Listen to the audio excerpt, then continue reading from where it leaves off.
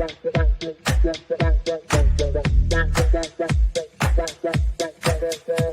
Connections Radio presents. Hello, everyone, and welcome to another New Year's Day marathon at prconnectionsradio.com, the voice of new media. My name is Guy Dawson, and I am the founder of the PR Connections Network.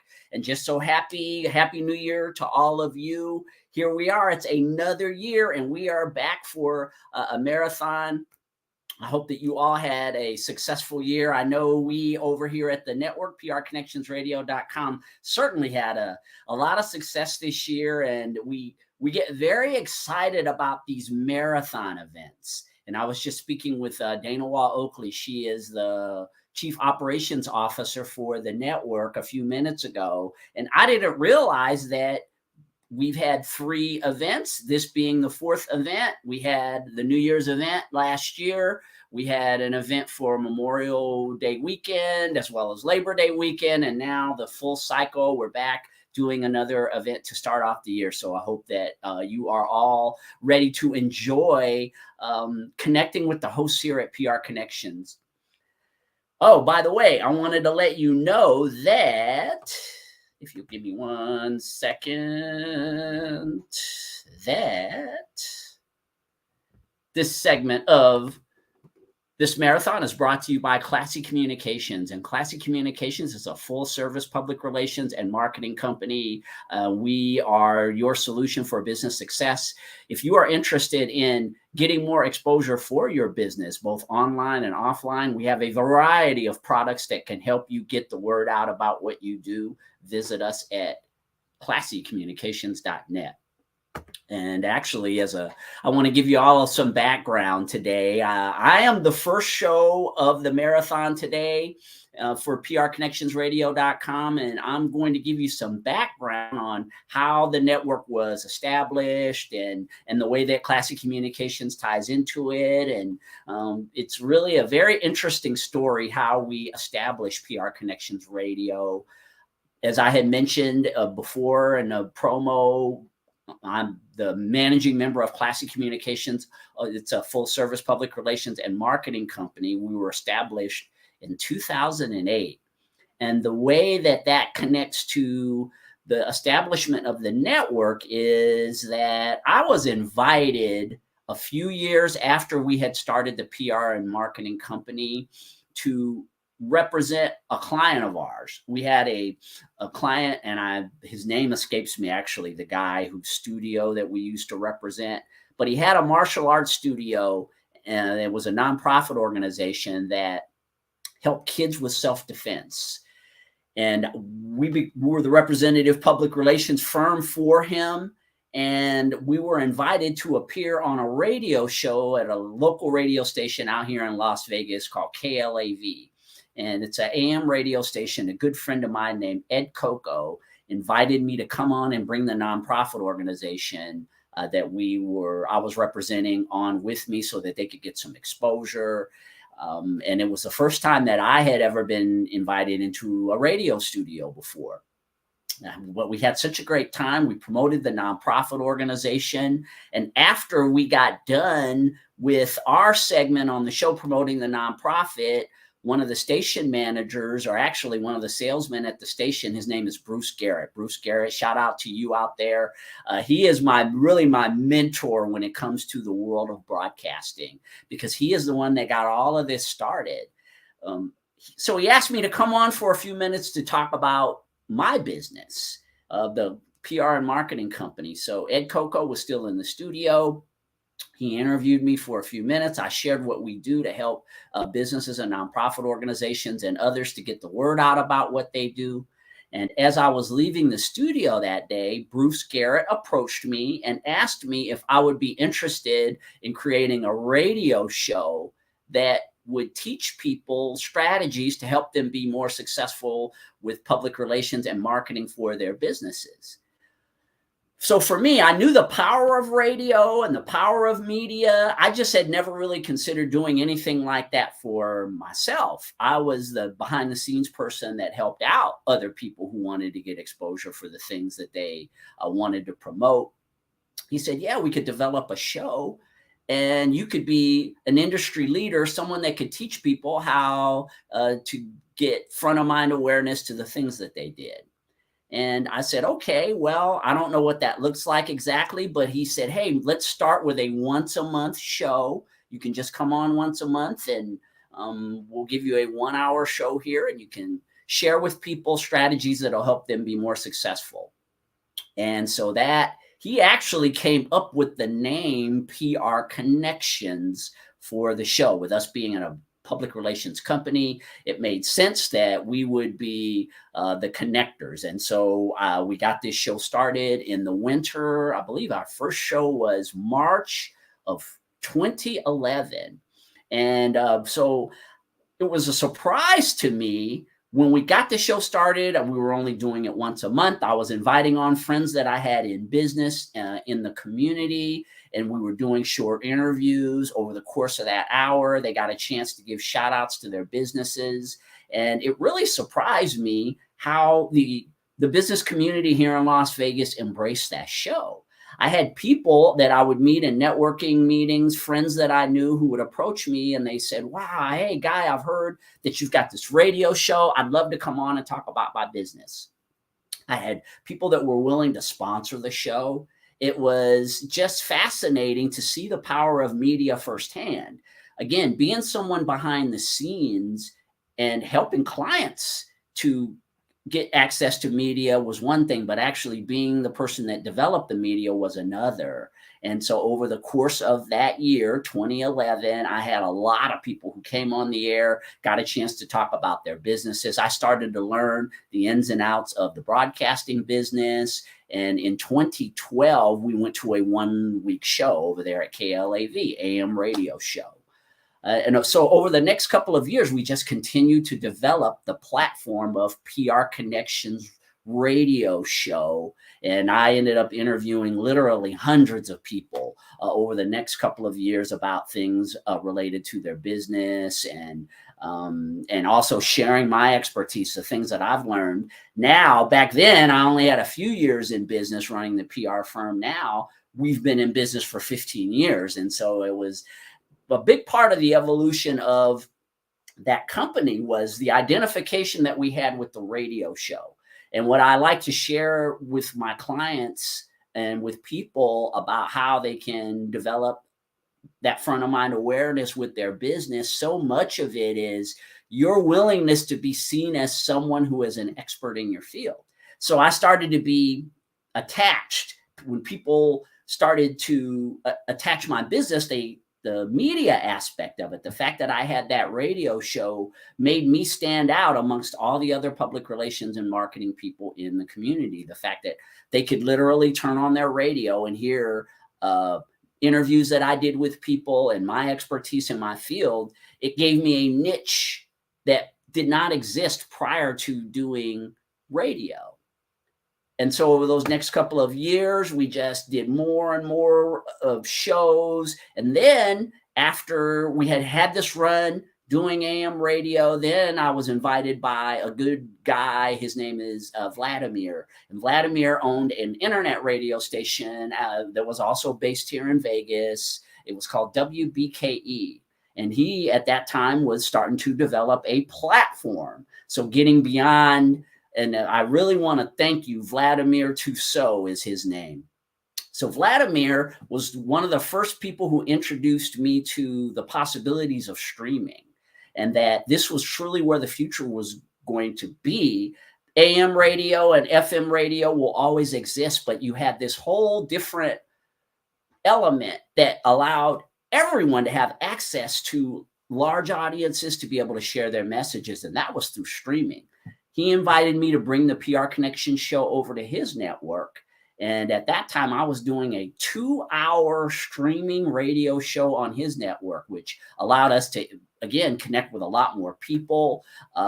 It was really an exciting time in the development of all of this because in the middle of that, we started to develop what would become this platform of PR Connections radio. So beyond just having a singular radio show, So what he did was he showed me what the technology capabilities were of being able to stream purely on the audio platform at that time.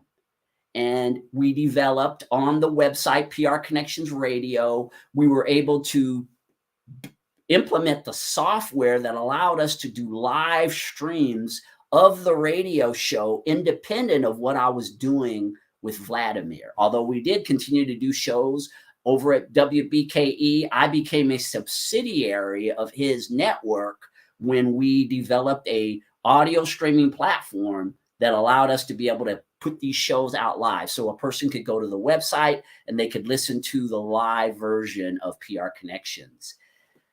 That was just such an eye-opener, and we did that for several years. Again, super big shout out to you, Vladimir Tussaud, for opening up the vision of what PR Connections could become.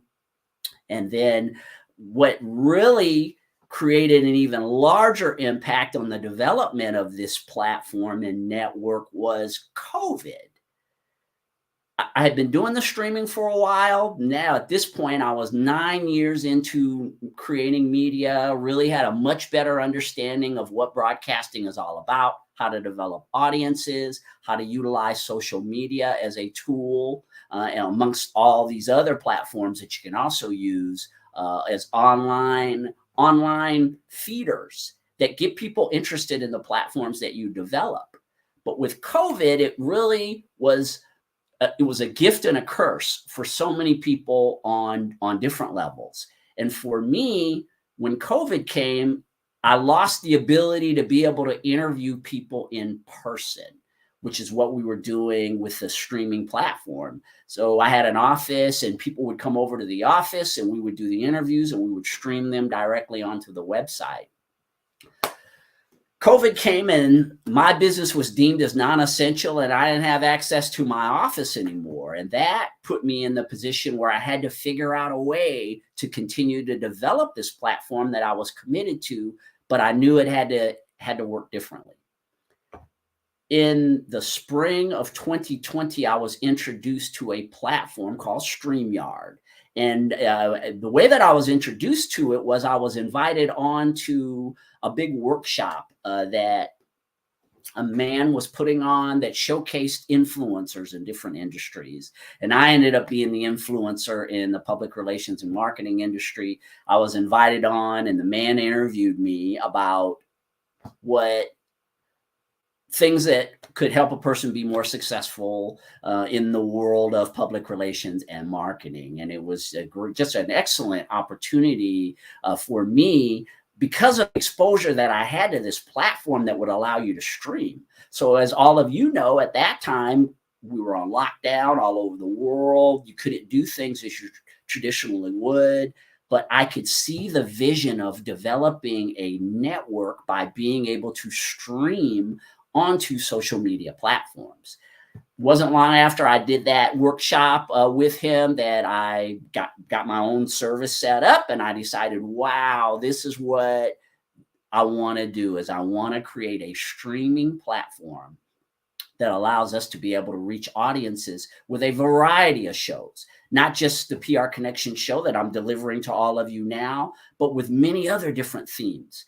I've always been a very curious person. I've always been a person who loves to support the success of other people. And by having a network like this, to be able to run a business literally and implementing all the things I've learned as a PR and marketing guy over the last 15 years, to get a group of people together to create what I a lot of times call a digital commune, which is a podcast network. So at the very beginning, we only had a couple of shows. The main show, of course, was PR Connections. And then I had my good friend who's actually done quite a bit of podcasting with me through the years. Her name is Desiree. And Desiree, shout out to you. Desiree was with me over at WBKE when we were streaming over there. And she was actually the second podcaster that I brought onto the network when we started to develop this show. So now I backed away from the PR Connection show. She became the personality on PR Connections, and every week she did 1 hour shows, and she did an amazing job. Later, I decided I wanted to develop a business-oriented show called The Love of Business. And I believe it was the summer of 2020 when I got that started. Initially, I was the content creator doing all the broadcasts. And then I reached out to my good friend Miko Harje and asked her if she'd like to be a host of the show. It was a great opportunity for her because she is a content creator and a digital marketer and a copywriter, and she wanted to get exposure for the things that she was doing. And through that show, she got to interview a lot of people. She got to talk about the things that she did. And this was how we started to grow our presence, adding these shows. Show after show after show brought different elements of interest to people. So for me, it's all about value. And this is something else that Dana and I, before we were on air today, I was talking about how my commitment to value is what allowed me to be able to grow a larger vision of what PR Connections Radio could be.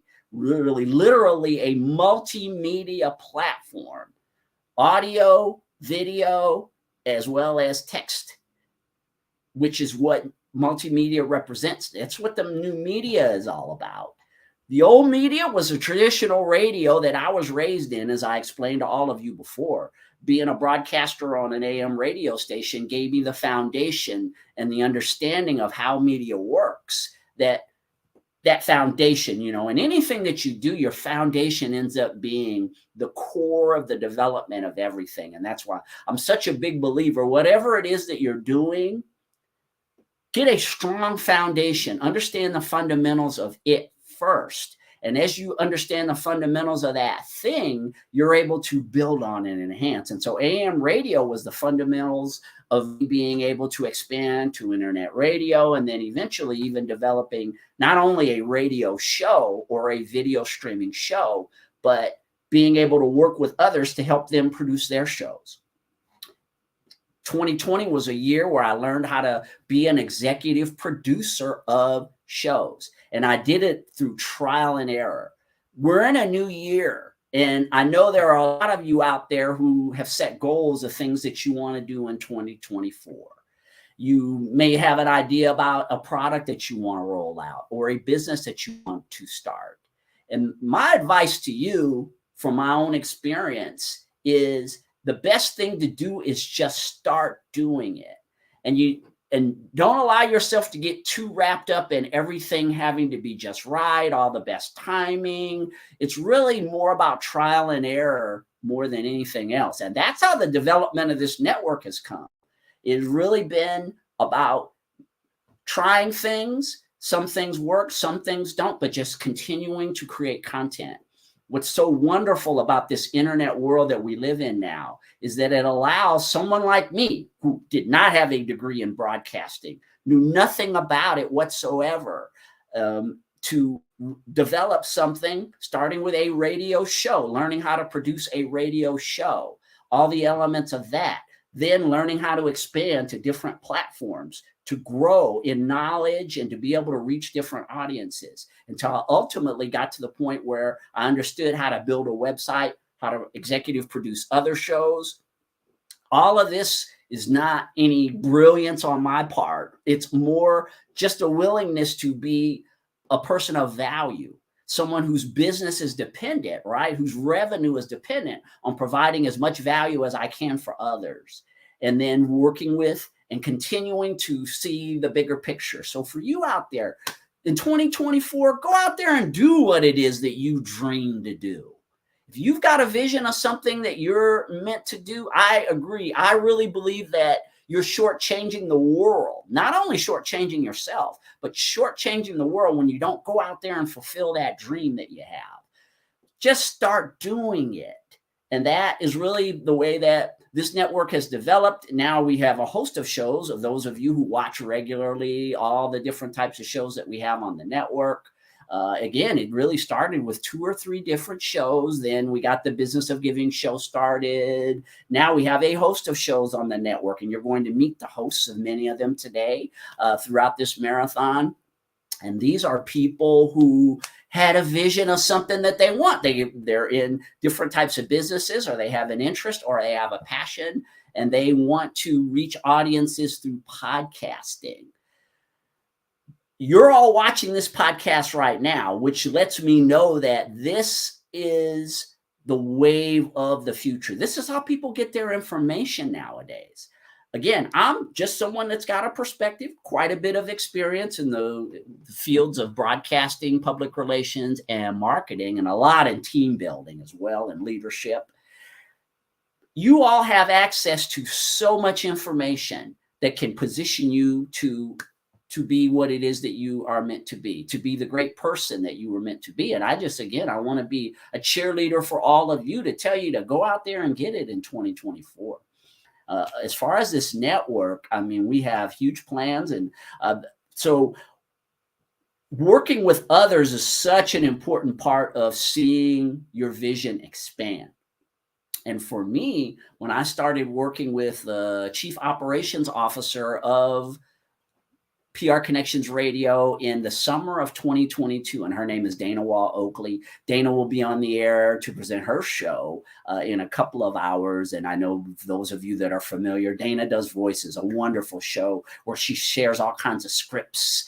She's a voice actress, and she just is phenomenal and has a dream of developing in that area. But she's also excellent at operations and team building. And she started working with me in the summer of 2022. And I shared the vision of what I wanted PR Connections to be.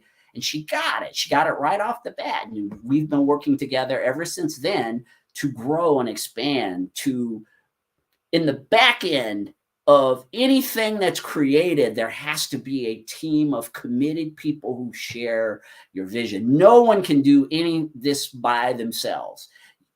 Your team is what really takes you to the next level. And I have just been so grateful to have the opportunity to work with Dana and others as we've continued to grow the network. Miko Harje was the person that built the original website that we had at PR Connections. Once I started working with Dana, we took it to another level, upgrading it. We've got great platforms in the back end that help us to be able to really provide a lot of value for those of you out there who want to learn through podcasting and who see value in tuning into all the different shows that we have on the network. Started working with Brian Gardner on We Have the Power. I believe I don't know if it was Sandra McKechnie or Brian. Sandra McKechnie with Voices of Humanity. I believe we got started in January or February of 2022. And not long after that, maybe even before, a little before, is when I started working with Brian Gardner with We Have the Power. I started reaching out to people that I knew who had great content that people would be interested in, and they brought their shows to the network. And it just all started to come together. And we have just some great things in the works for 2024. I mean, again, for me to watch from just having a singular streaming show on this network to what it is that we are developing, many new shows that we're going to be onboarding, platforms. We've got great bonus content that we're going to be offering all of you through some of these platforms that are in development. You're going to see a real uptick in the amount of social media presence that we have as well in 2024. And the new media is really limitless. Artificial intelligence is also going to be an element that we're going to introduce to all of this. We were fortunate enough to get my good friend Carlito, who's got a show that centers around the secret order of AI, artificial intelligence. It just so many themes. We've got an election year that's going to be coming up, and there's a show we're going to be launching on the network called Millennials in Politics, and it's going to be just something I think that a lot of you are really going to be enjoy. And so I'm excited about 2024 on so many levels. As a PR and marketing guy, I've got a lot of great clients that I'm going to be working with in the course of the year.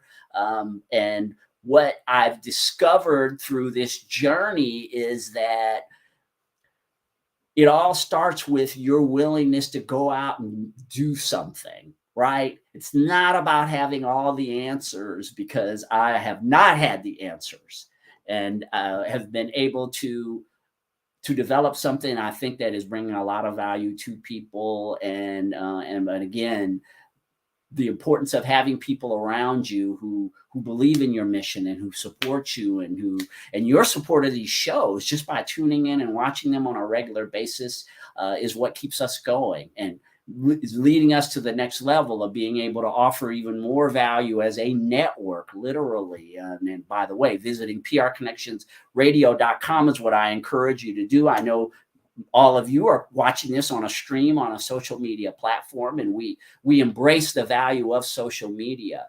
We also want to let you know that there are archives of every single show that you see streamed on these social media platforms over on our website, prconnectionsradio.com.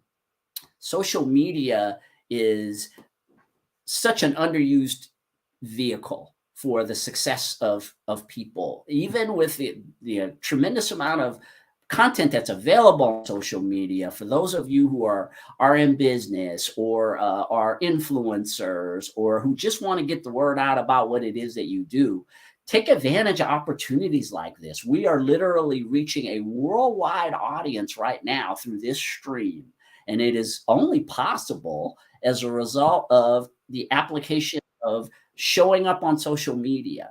So if you want a starting point, if you're a podcaster out there, the starting point that I would recommend for all of you is go live on Facebook. Start there. Just start to have a presence and be as consistent as you can at the very beginning. And of course, we at PR Connections Radio, we're always looking for podcasters out there who want to share their vision and their platforms. So reach out to us. You can go to our website, prconnectionsradio.com, and send us an email. And we'd love to talk to you about the vision of a type of media that you might want to bring to the world. And so I know you've all listened to me for a very long time, and I've got lots of hosts that I'm going to be introducing today. The first host is Brian Gardner with We Have the Power. Hey, Brian. With my trademark colorful shirt and colorful tie. Colorful shirt and colorful tie from the very beginning. Brian, it's been such a pleasure working with you with the development of We Have the Power over the last couple of years. Tell the audience, what do you do? Wow, I talk about trying to make sure that for everybody, Democrats, Republicans, and independents, we never lose our freedoms and liberties. That's the whole purpose of the show, number one. Number two is to encourage people, I'm just one person. What can I do? My gosh, one person can change the course of the world. And I will never stop believing that. Look at Rosa Parks and, Edison and all these other people that could have, said, well, you should just work a regular job.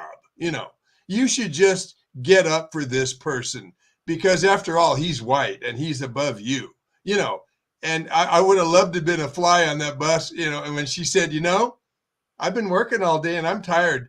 I'm sitting right here. Go ahead, arrest me. I've always enjoyed your passion and your willingness to go against the grain, Brian. I mean, I really think that is what We Have the Power represents, isn't it? I mean, you and I developed this show together, and I mean, you exemplify that. That means going against the grain sometimes. Yeah, I sent out 150 of my original design Christmas card this year. That alone is something that most people don't do. But my favorite poem is The Road Not Taken by Robert Frost.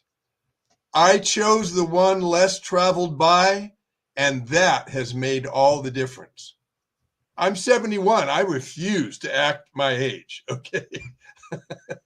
Yes, Brian, you are definitely a ball of enthusiasm and a risk taker. And I think that's also, right, an element of why you are successful at what you do. Sure. Because you're willing to put yourself out there. Right. And as an artist, I have nothing against plumbers or, guys who redo your kitchen, because you see that every day. Let's take a plumber, though. He fixes your leaking plummet and you're happy for a day or two, and then you get back into your life and you don't think about your pipes. But I'm an artist that puts out classic Volkswagen art And these people put it on their refrigerator, and I swear this happens. I've sold almost 500 units now. Imagine in the morning, honey, I'm making the coffee. Get the kids up. And they go to their refrigerator, and there is one of my pieces of art, and they go, oh, yeah, I like that. I'm putting smiles out there besides, a business designed to make money, of course. But I'm putting, as an artist, I'm putting joy out there. One person who's 71, Right. You believe in what you believe in, and you believe in yourself. And we have the power. Some of these episodes that I've watched, Brian, they're just so thought provoking. How do you prepare for what you talk about prior to these shows? I'll tell you one thing that I prepare, and that is Toastmasters is the best thing that ever happened to me. And I'm not in a Toastmaster currently because working for the family printing business and doing the art, I'm just really too busy to do that. But I went in and kind of got everything I wanted out of Toastmasters. So my preparation is not laborious, but it is because I'm passionate. I know what I want to say. Sometimes I have a few notes, but I talk about things that I think will get people motivated because, again, we have the power. Is the foundation of it is that all of us have a certain responsibility, be it large or small, to make sure that our freedoms don't go away. So that's kind of the shows that I do. Even if I'm just doing a monologue, I try to get people motivated into what could you do? I know you're by yourself. You're a senior citizen. You just lost a family member in a tragedy, or you just work in a cubicle and you never have spoken to more than two people at once, and then I'm expecting them to go out and change the world. Well, no, what could you do? Well, I could volunteer for this animal shelter that I really like. There you go. And maybe your friends at the Bridge Club will go, Marion, what are you doing on Saturdays?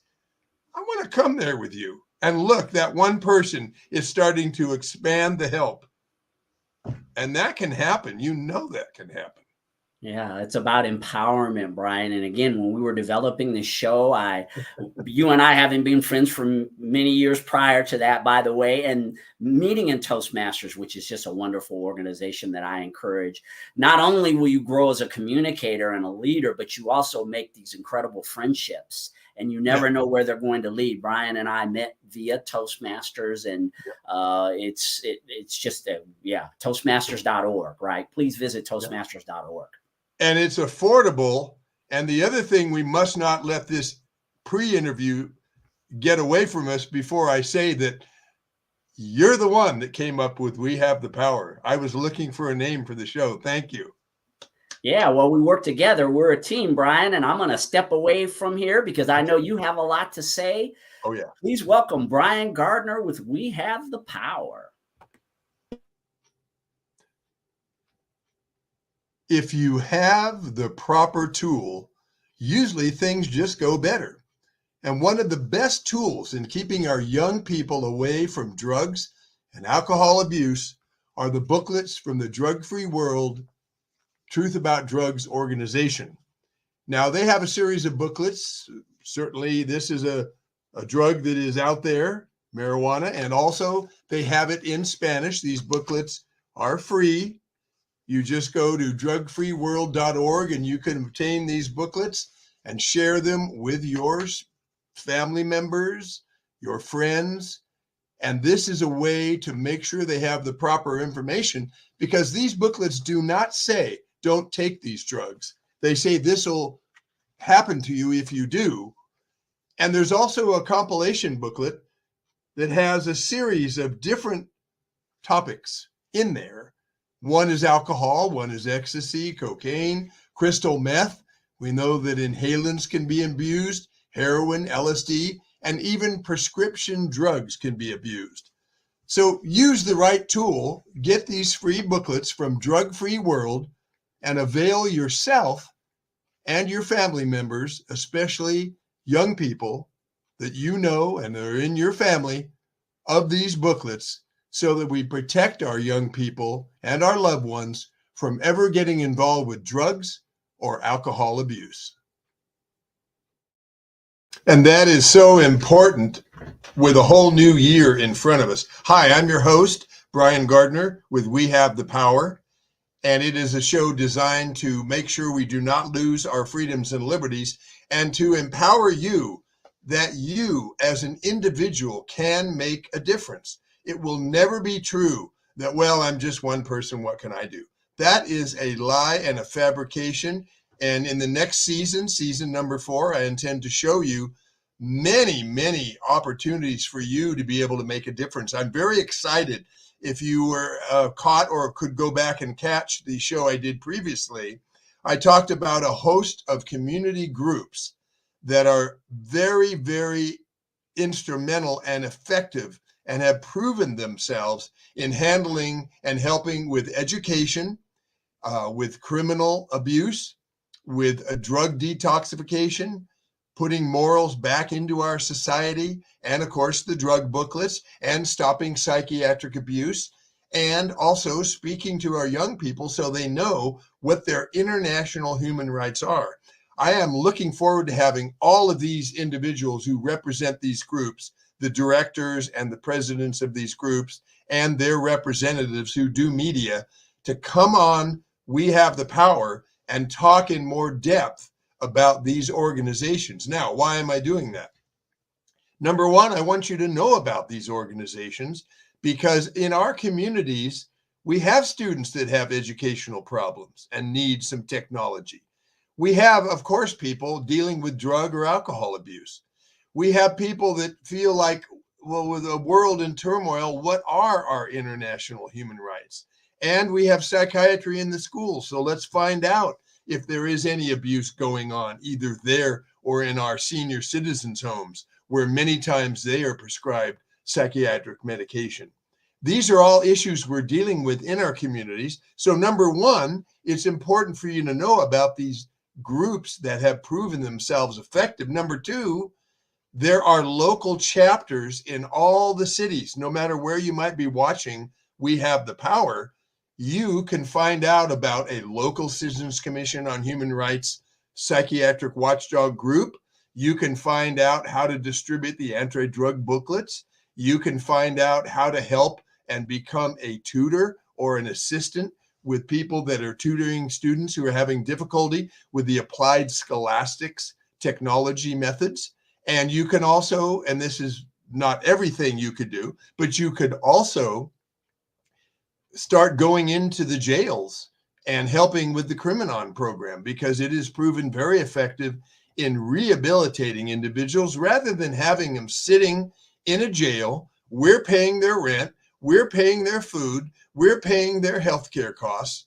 No, let's rehabilitate them so they aren't learning to be better criminals while they're in jail. And this is something that Criminon is very, very effective at doing. So that's one thing that's coming up in the shows in 2024 is interviews with all of the representatives from these groups. So there is no way that you can help them, you can't work with them, you can donate to them if you choose to. Now, there's something else very important that when I talk about my book, Plan for America and the World, which is available if you contact me at my email, bgardner2323@yahoo.com. Just contact me. I will send you a copy of the book and the bookmark. The bookmark has the websites for all these groups I just talked about. But in my book, and when I do lectures, I start out by saying something rather shocking, which people usually take the wrong way. We live in dangerous times. And they say, oh, you mean I can't go out to the grocery store late at night? You mean my car might get carjacked? My kid might get abused at school or picked up or something? No. Those are dangers that one must always be aware of. What I'm talking about is we live in dangerous times. If we have this country taken over by a overt, some would say covertly, there are forces working to dismantle our Constitution. I will leave that debate for another time. But if this country were to be taken over overtly by a force that got rid of the Constitution, we would be in dire straits. Who would come to our aid? England, China, Russia, India, I'm talking about the biggest countries, Germany, none of them would come because guess what? Here's my gut feeling. None of them have bothered to make a constitution like ours when they established their country. So why would they really particularly care? There's no track record that they would care about reestablishing or helping us defeat this proposed leader that I'm talking about who might get rid of our freedoms.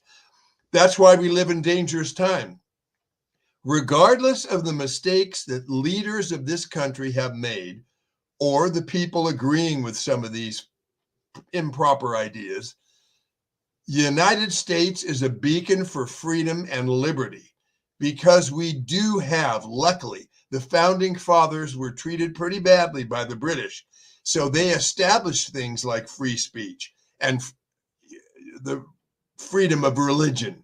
And you can't just come barging in someone's door until you show the judge that there is probable cause why they need to search your premises or your vehicle or your business.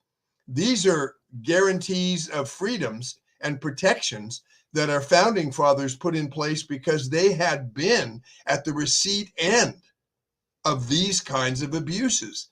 And so they wanted to say, wait, here's one. We got to have this in there. Got to have this in there. Got to have this in there.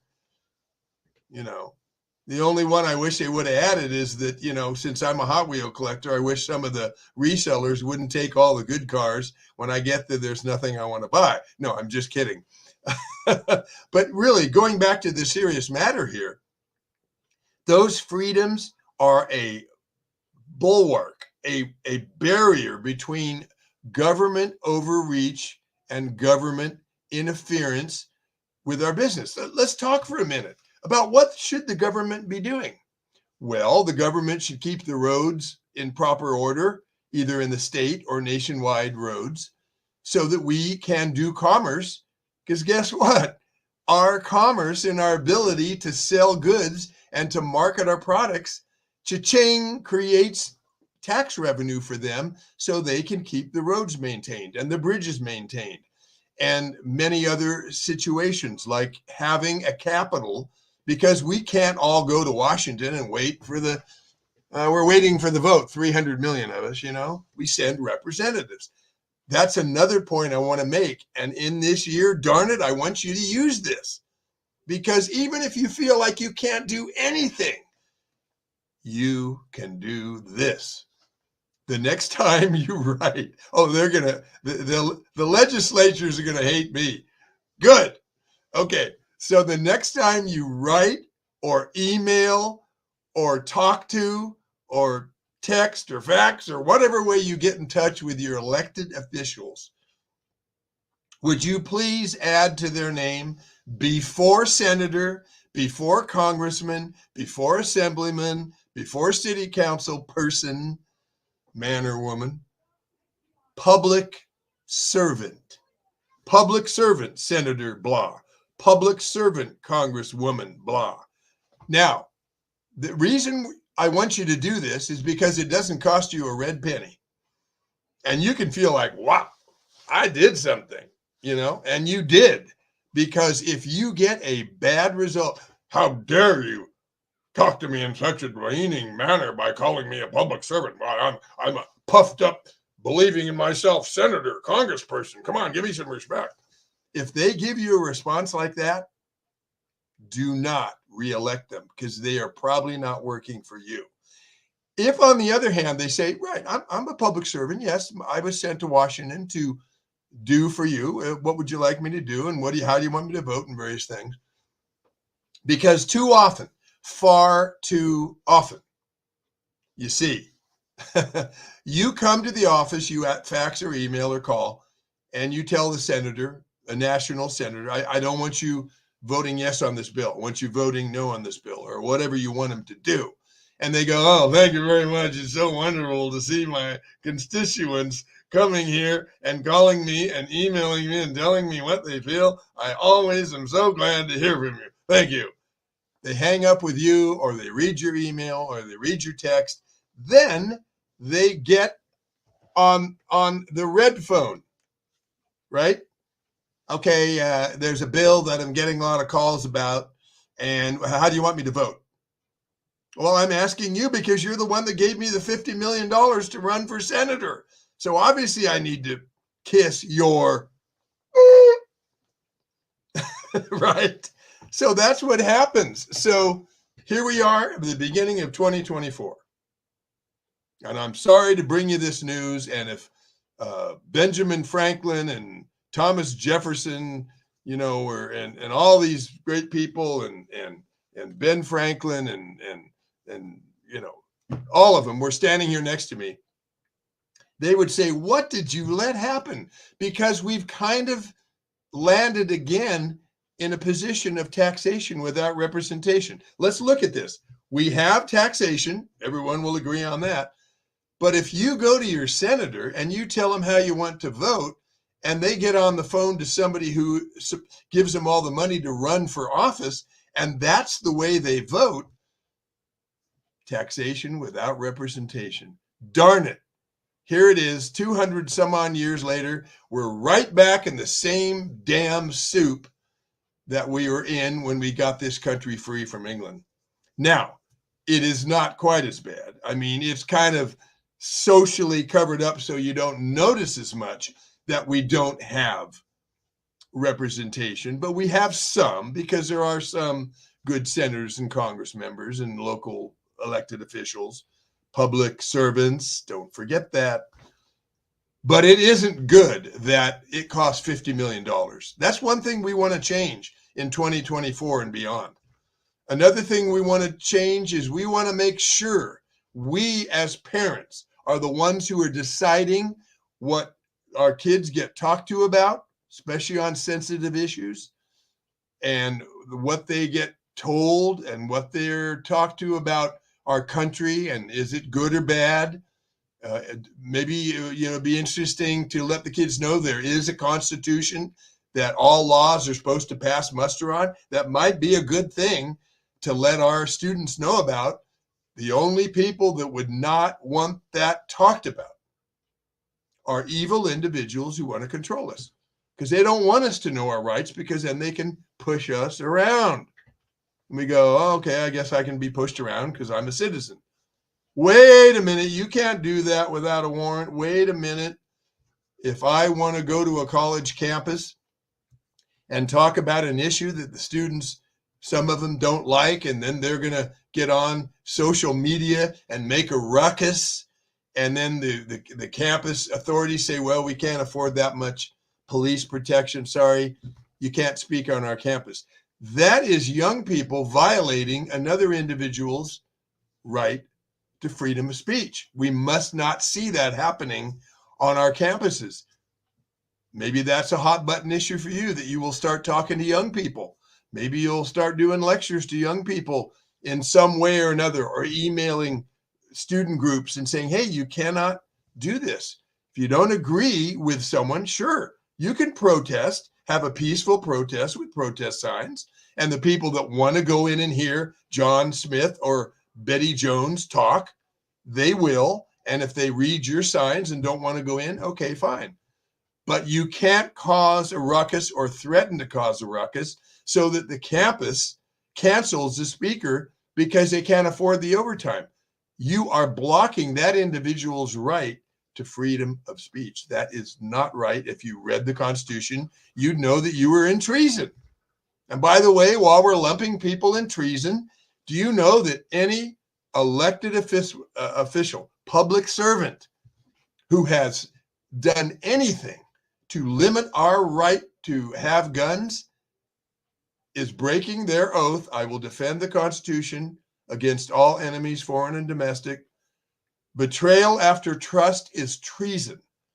So any elected official, public servant, who has stood against guns or anything else in the Constitution and tried to water it down, tried to change it, tried to get it to disappear, betrayal after trust, they're in treason, they cannot hold office. How about that for a new viewpoint for 2024? I'm not saying that people can't hold office. I'm saying we need ethical, honest, decent people that are going to defend that Constitution.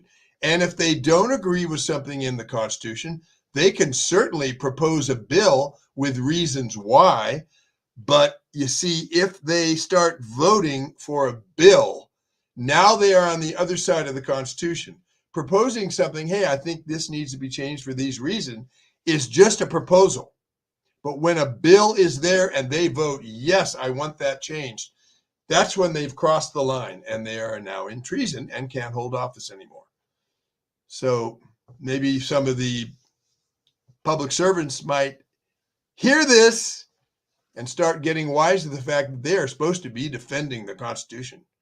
In 2024, I would like to see this occurring. And I would like to see all of you figuring out, talk about New Year's resolutions. Come on, from 1 minute a week to 1 hour a week to sometime a month. What could you do to take part in making sure that our freedoms and liberties do not go away? I'm sure you can do something. Now, when I had proposed this idea of 1 hour a week, which I hope to be interviewed on another show about, I also was talked to somebody about people who are disabled or in a wheelchair. Maybe you can't do an hour a week of picking up trash or volunteering or something. I said, well, yeah, I'm glad you brought that up. And I started a secondary campaign. Guess what? Just do one good thing every day.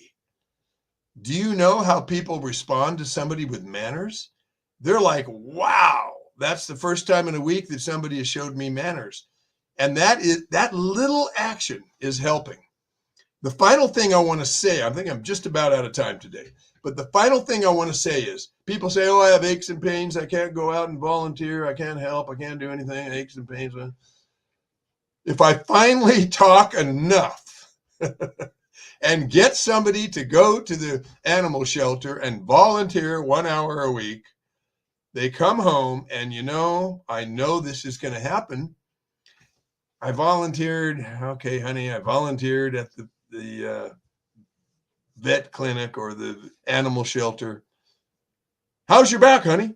It doesn't hurt so much. I don't know. I took my attention off myself. And for that time when I was there, my back didn't bother me at all. In fact, I want to go back. I really enjoyed it. And there's some of the cutest animals I helped. Whatever your hot button is, start putting your attention out here and out here. Okay? You'll notice that you might start feeling better. You know that every individual wants to have a game. If you don't have a decent game to play, the game will be, my shoulder hurts, I got to go to the doctor today, And I'm not criticizing anybody who has aches and pains. I'm saying, if that's the only game you can put together, that is the game you're going to have. Let's raise our game to a higher level.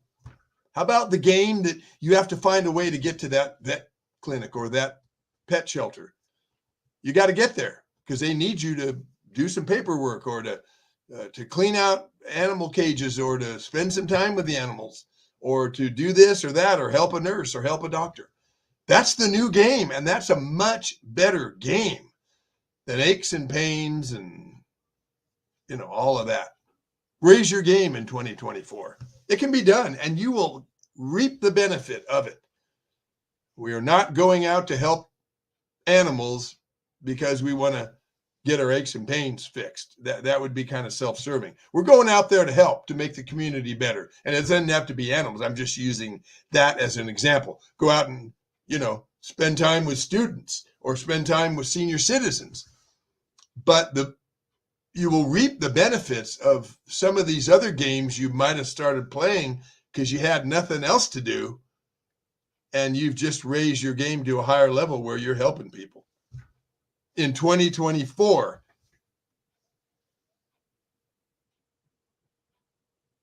right there, we have the power. We do. All of us do. Luckily, we do. Thank you for watching. Make sure you watch my Thursday at 5 p.m.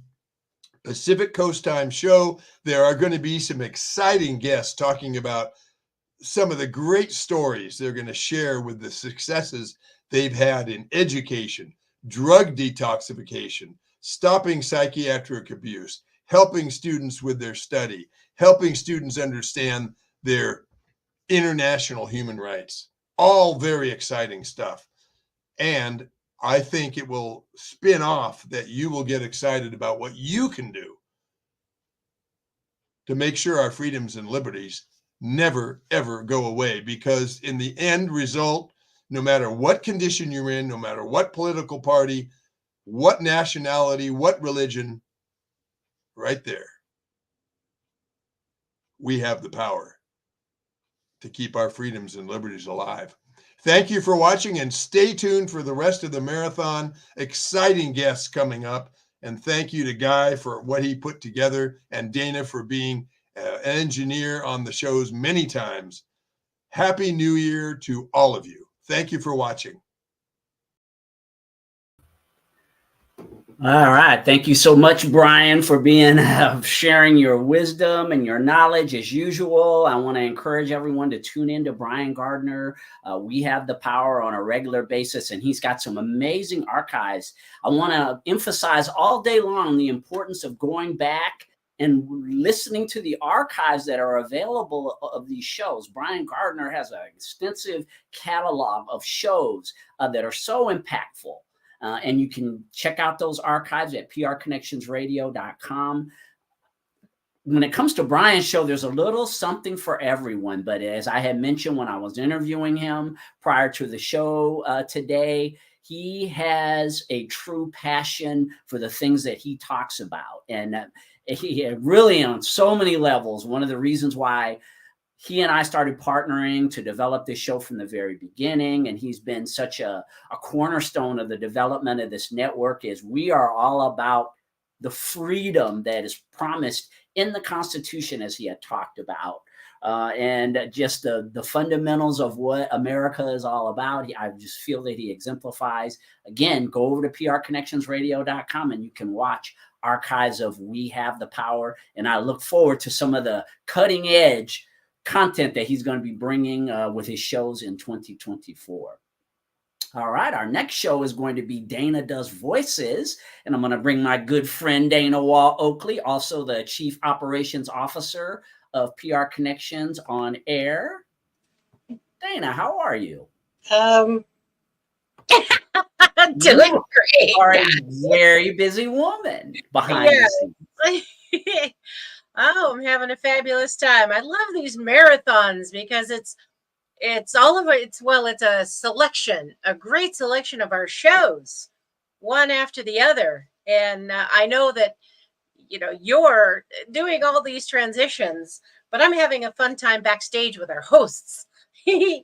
Isn't it great, the preparation? And I mean, our community that we're developing, Dana, with all of these podcasters, and when I did my monologue during PR Connections to start this today, I talked about this digital commune, right? That was my vision of this.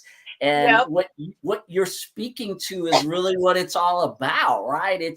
We're like a family at this network. A community.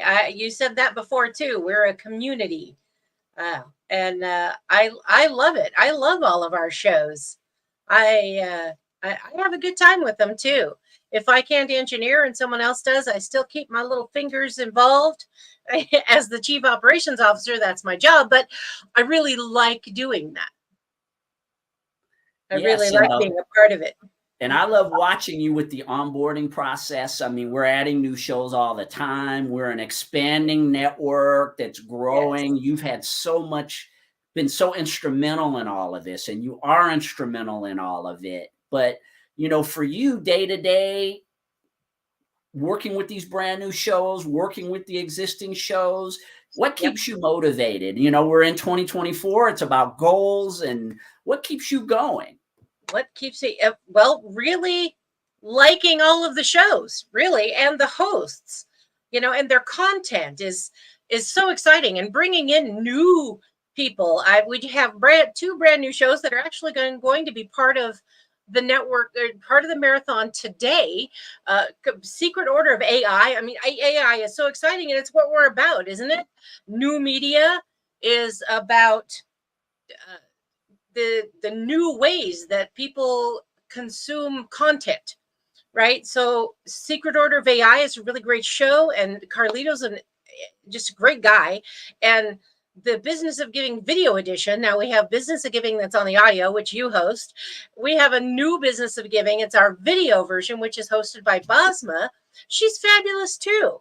And so the fabulous hosts and their content is really what keeps me going. And organizing all of the scheduling and bringing in new people and coordinating with new shows. We have 4 or 5 new shows that are in the works right now that are going to be coming to us in the next year, hopefully in the next few months.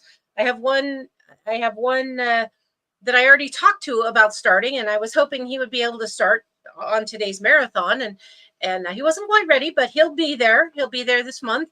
Another host, Sid, that's interested in starting Spiritual Warrior, which I think is a really fabulous idea. So what keeps me motivated is my word for this year is going to be commitment and dedication. So commitment to bringing in new content, commitment to the hosts, to making sure that our schedule is so organized that pretty much it's plug and play. They just have to show up and do their show, and then we take care of them. I think that's what like you said, digital commune or a community, our PR Connections community is a wonderful group of people, like a family. And I think you said that, right? We're like a family. So right, yeah, it's our community reaching out to the broader community to share great content. And I mean, it's endless, right, Dana? When you think about the possibilities in terms of the types of content that we're creating, we already have an audio presence, a video presence, and of course, we're going to be working a lot in the new year on the website, the development of it, and starting to implement text as well. So people can start reading articles about the shows, about content related to new media. I mean, it's the possibilities of what we are embarking on with the development of this. It's really limitless. Yes. We're starting PR Connector, which is a newsletter for PR Connections. It's going to have different categories. So far, we have a contributor doing sports articles. And of course, with the Olympics coming up, there's a whole host of topics for sports articles and news, worldwide news. This particular contributor is really, I can't think of the right word, feeling for the Ukraine situation right now. And she's been writing articles about Ukraine as well. And I'm implementing those into our PR Connector newsletter. And it's a work in progress at the moment. We're trying to figure out, how often to submit that and how large it'll be. But that's another part of. And we have another platform that we are going to be updating and upgrading and providing bonus content, Patreon. That's a really great platform for not only our shows, but bonus content from the shows. And we'll be talking to our hosts about providing extras so that our community can improve and grow themselves as business owners or just people in general. I mean, if you're not, so I went to a seminar years and years and years ago, and their biggest phrase is, if you're not in growth, you're in decay. And I'm sure you remember that. You went to seminars. If you're not in growth, you're just kind of stagnant. Can you picture like a marsh with flies and moths and you're not going That's part of anywhere. that. That's some kind of visual there, Dana. Exactly. Well, that's part of what I do, guys, is provide that visual imagery. Uh, but being in growth really keeps you motivated. So if you can continue to be motivated about your goals and where you're going in your life, then you're happier, you're more energetic, and dare I say, you probably will be living longer because you have a reason for doing what you do. And having a reason for doing what you do keeps you going. So, I see growth for the network. I can see us as a network. All these different shows that we already have, shows that we're bringing in. It's a whole community, and I'm excited about it. I really am. Yes, a good point that you brought up is when you talked about the personal growth aspect, Dana, and really developing a business, which PR Connections Radio is. It's a personal development project, and I think sometimes I like to share to new entrepreneurs in particular is that if you will approach your business like a personal development project for profit, because that's ultimately what it is. Your growth as a business owner or as an entity, as this network is, your growth is what enables the network to grow. And also the partners that you have, the people that you work with, and their willingness to grow. And that's one of the things that I really appreciate about you, Dana, is that you understand that is how important your growth is. My growth is the people, our podcasters' growth is for the creation of something with the future that we know that this network has. And because we are a network that is really about empowerment. When you see the types of shows that we have, it's not sensationalism. This isn't what you get on traditional commercial media, right? And it has its place, by the way. I learn a lot from commercial media in terms of our development, but the types of content that we're creating is really about community. It's about empowerment. And in order to be able to provide that in a commercial oriented society that really we're going against the grain. When Brian was talking about how his show goes against the grain, I could relate because our network is going against the grain in terms of the type of content that we're creating. And you have to grow to be able to do that. Could you speak to that, Dana? You do have to be able to grow. Now we have when we talk about setting goals, right? A lot of people just talk about having a goal. Most people don't write it down and work towards that goal. We have a thing that we do together, habits, where you actually write down that goal and you work towards your steps every single day. And you check mark off if you've finished that step. Now, before I started that, I never had a physical daily to-do list. I do now. And I follow that daily to-do list, which is what it's about. Now, when we grow as a network, we're talking about bringing in, I said this before, right? Where we're bringing in more and more content. We also are growing by working with the journalism school at UNLV and bringing in interns that we train in social media and marketing and PR, and also with engineering the shows on our network, which helps us be free to continue to grow the network. So bringing in those interns helps us grow and helps them learn something new. So as well as growing ourselves, we're also contributing to the growth of young people, right? People that may not know how to have a job or know anything about PR. We just had an intern that was on Instagram, but really didn't know anything about Facebook or YouTube. So we helped her to learn what PR and marketing is about and helped her to understand social media marketing, which is what we're about, right?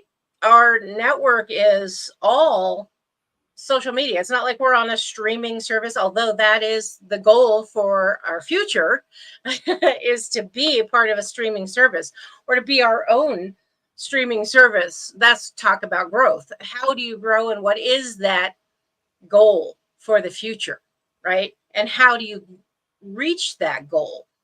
There was another seminar that we did that said, think of that big, scary goal, write it down, live it, and then figure out how to get there. So that I think is part of what we're doing right now is we have this big, lofty goal of being a humongous community, streaming with all of these shows that we provide a platform. And we're figuring out right now how to get there. And that's the growth. That's part of our growth is the process, right? And commitment and continuing to work towards it. Last year's word of the year was consistency.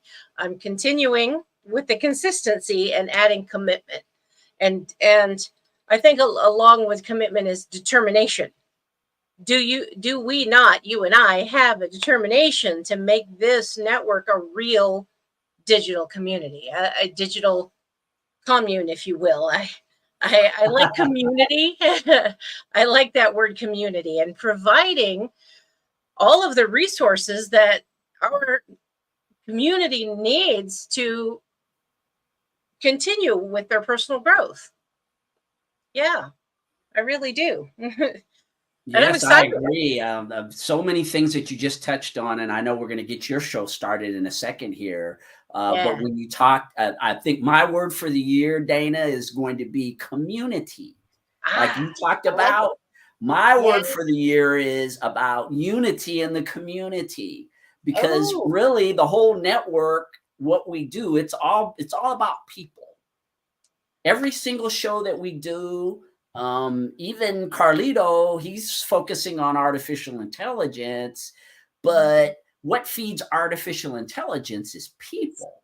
Yes. And so ultimately, when you're trying to develop something, it's always about the community and about people. And so for us here at the network, our ability to provide value to the community, and that includes working with the University of Nevada, Las Vegas, with the internships, and so many other community partnerships. We're going to be getting out on the road and doing some streams over the course of this upcoming year as well, which is always a lot of fun, and more details will be coming about that. But it really is about, we just want to be people that provide value for people.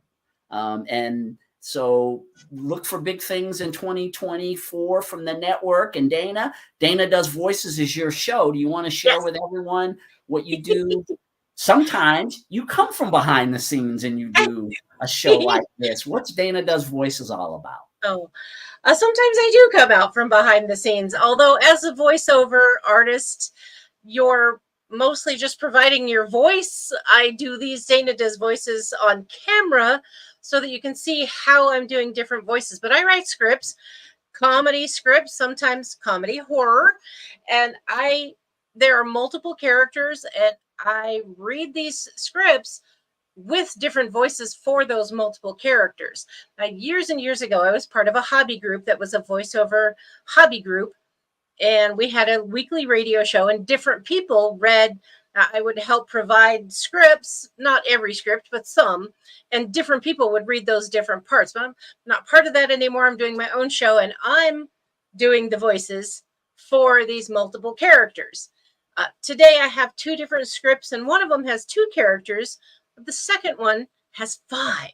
So it's really fun for me live to try to figure out the transition for each one of those voices and try to keep in character for each different character. Sometimes, sometimes it's a comedy of errors. We have the different voices that don't quite sound different enough, but it's fun. I think it's fun for people to watch that process and maybe laugh a little bit if the character is not quite the same character throughout. I haven't really received any feedback on it yet, but I think it's fun, and I think it's fun for the audience as well. So I have a good time I have a really good time doing that. So that's what Dana Does Voices is. I read my own scripts and try to do the different voices for multiple characters. I think you'll find today's characters or today's scripts pretty fun. They're both related to holidays because this is New Year's Day and they're a little bit holiday related. So well, I always enjoy when you come from behind the scenes and do one of these shows, Dana, and I'm excited to listen to your voices today. Please welcome Dana Wall Oakley with Dana Does Voices. See you soon. Thanks.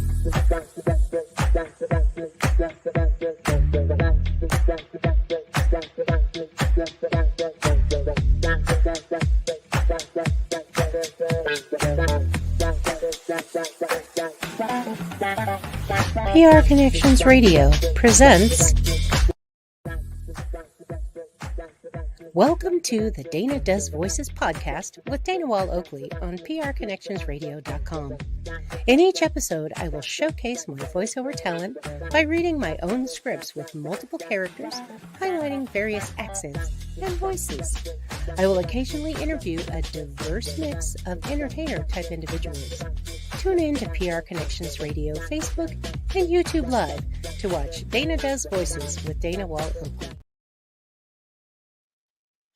Hi, I'm Dana Wall Oakley. Today's show for our New Year's Day marathon will have two holiday-related scripts. The first is one of my multiple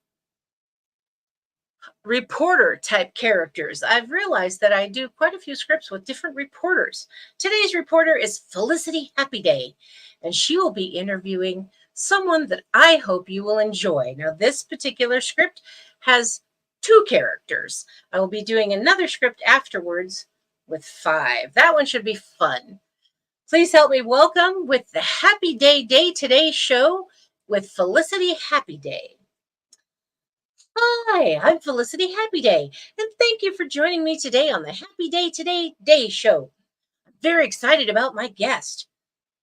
I was so lucky she was available, although now that the holidays are over, I think she may have a little more time on her hands.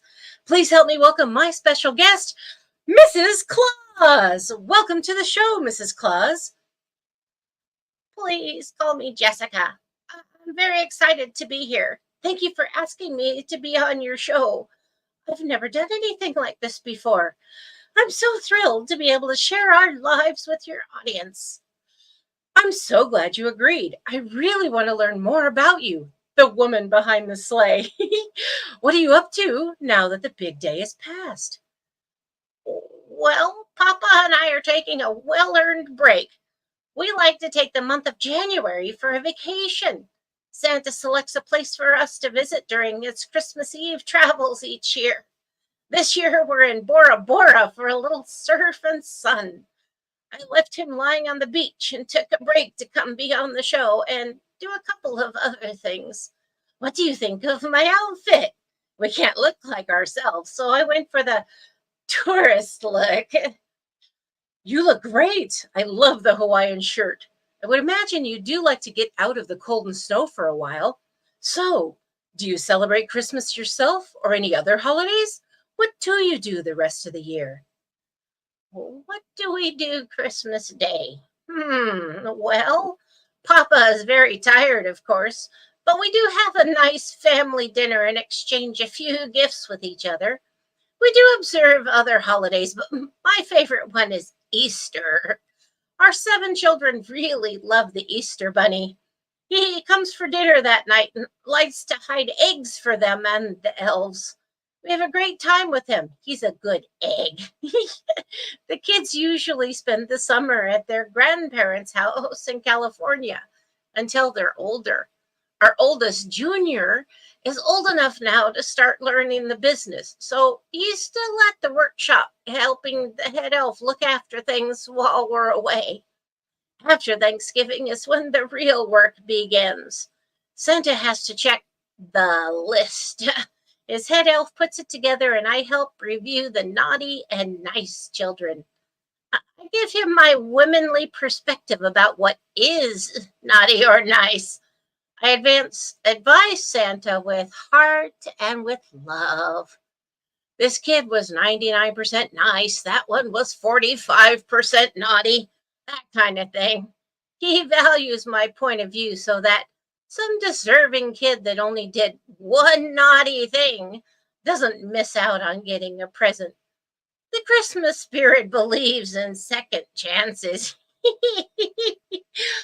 Ooh, interesting. How much do you help Santa and the elves, especially during the holiday season? So, what is your actual job, Mrs. Claus? Well, as you said, Felicity, I'm the woman behind the sleigh. I love that. I help Santa with advising on everything from what toys to make to what kids get a present to the route that will be the most effective on Christmas Eve. Not every country celebrates Christmas, so it can get a little complicated having to go here but not there. You just have to travel the whole world, but it doesn't need to stop everywhere. The elves have their own community too. It's their own little city near the workshop. However, I'm on the board of advisors to help things run smoothly between their mayor, their head of the working elves, Santa's number one, his right hand health, so to speak, and all the other toy department heads, dolls, trains, bicycles, miscellaneous other toys, and a new department, technology. That's a tough one. The elf in charge of that one had to spend some time in the real world to train in all the new technology out there. Children are becoming so advanced these days. My job as Mrs. Claus is to be Mrs. Claus. As the Christmas wife, I keep the house.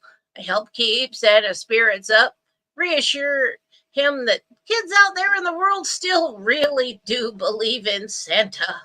I advise him behind the scenes with my perspective, and of course, my most important job is to be a mom and raise Junior with the Christmas spirit to take over when Papa retires.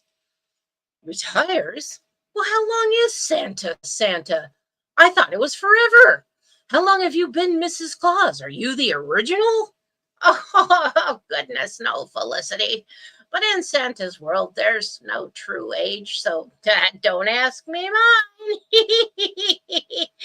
However, Santa is Santa until he can't be Santa anymore.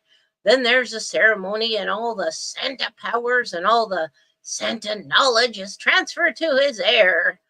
His first duty, of course, is to find a Mrs. Claus, for there must always be a Mrs. Claus.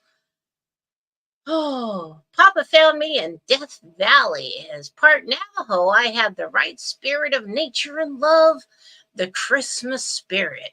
Our spirits connected. It was like magic. I did have to move from one extreme to another weather-wise. I went from 1,000-degree heat to negative 1,000 degrees freezing cold. It's okay, though. Our lives are perfect. Santa's been at it a while, and he will be for a while longer. Wow. I want to know so much more. Unfortunately, I see we're running out of time. Thank you so much, Mrs. Claus, Jessica, for taking this valuable time out of your vacation to come on the show and tell us a bit about your life. My pleasure, Felicity. Have a great day. Oh, well, we'll have to save more questions for another interview. Thank you to our guest, Mrs. Claus, and to all my listeners out there. Have a happy day today.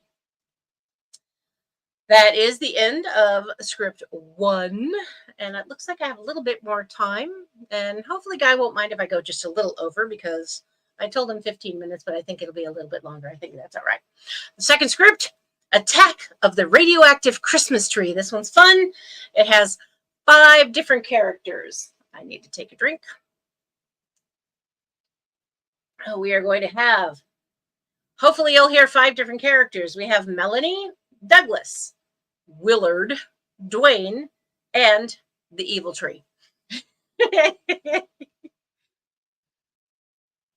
Hey, honey, it's after New Year's. It's time to take the Christmas tree out to the trash. It's had a good life, but now it's a bit past its prime. Past its prime? But it still looks so good, Melanie. I hate to throw it away.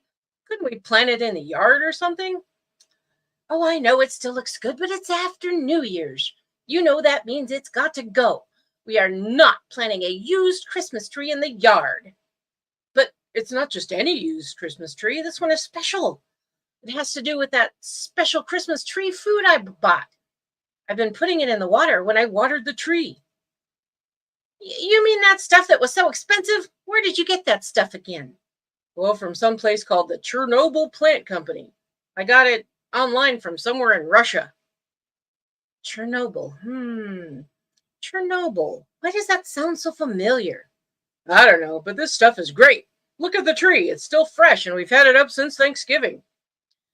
But it's after New Year's. It's time to take it out. I have all the ornaments off and put away. This tree is done. Okay, Melanie, I guess. Do you think we should chop it up first? Will the trash man take it the way it is?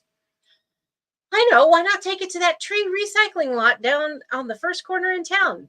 They'll take any Christmas tree for free in any condition. Well, I suppose so. You want to come with me? Sure, why not? I just love to come with you.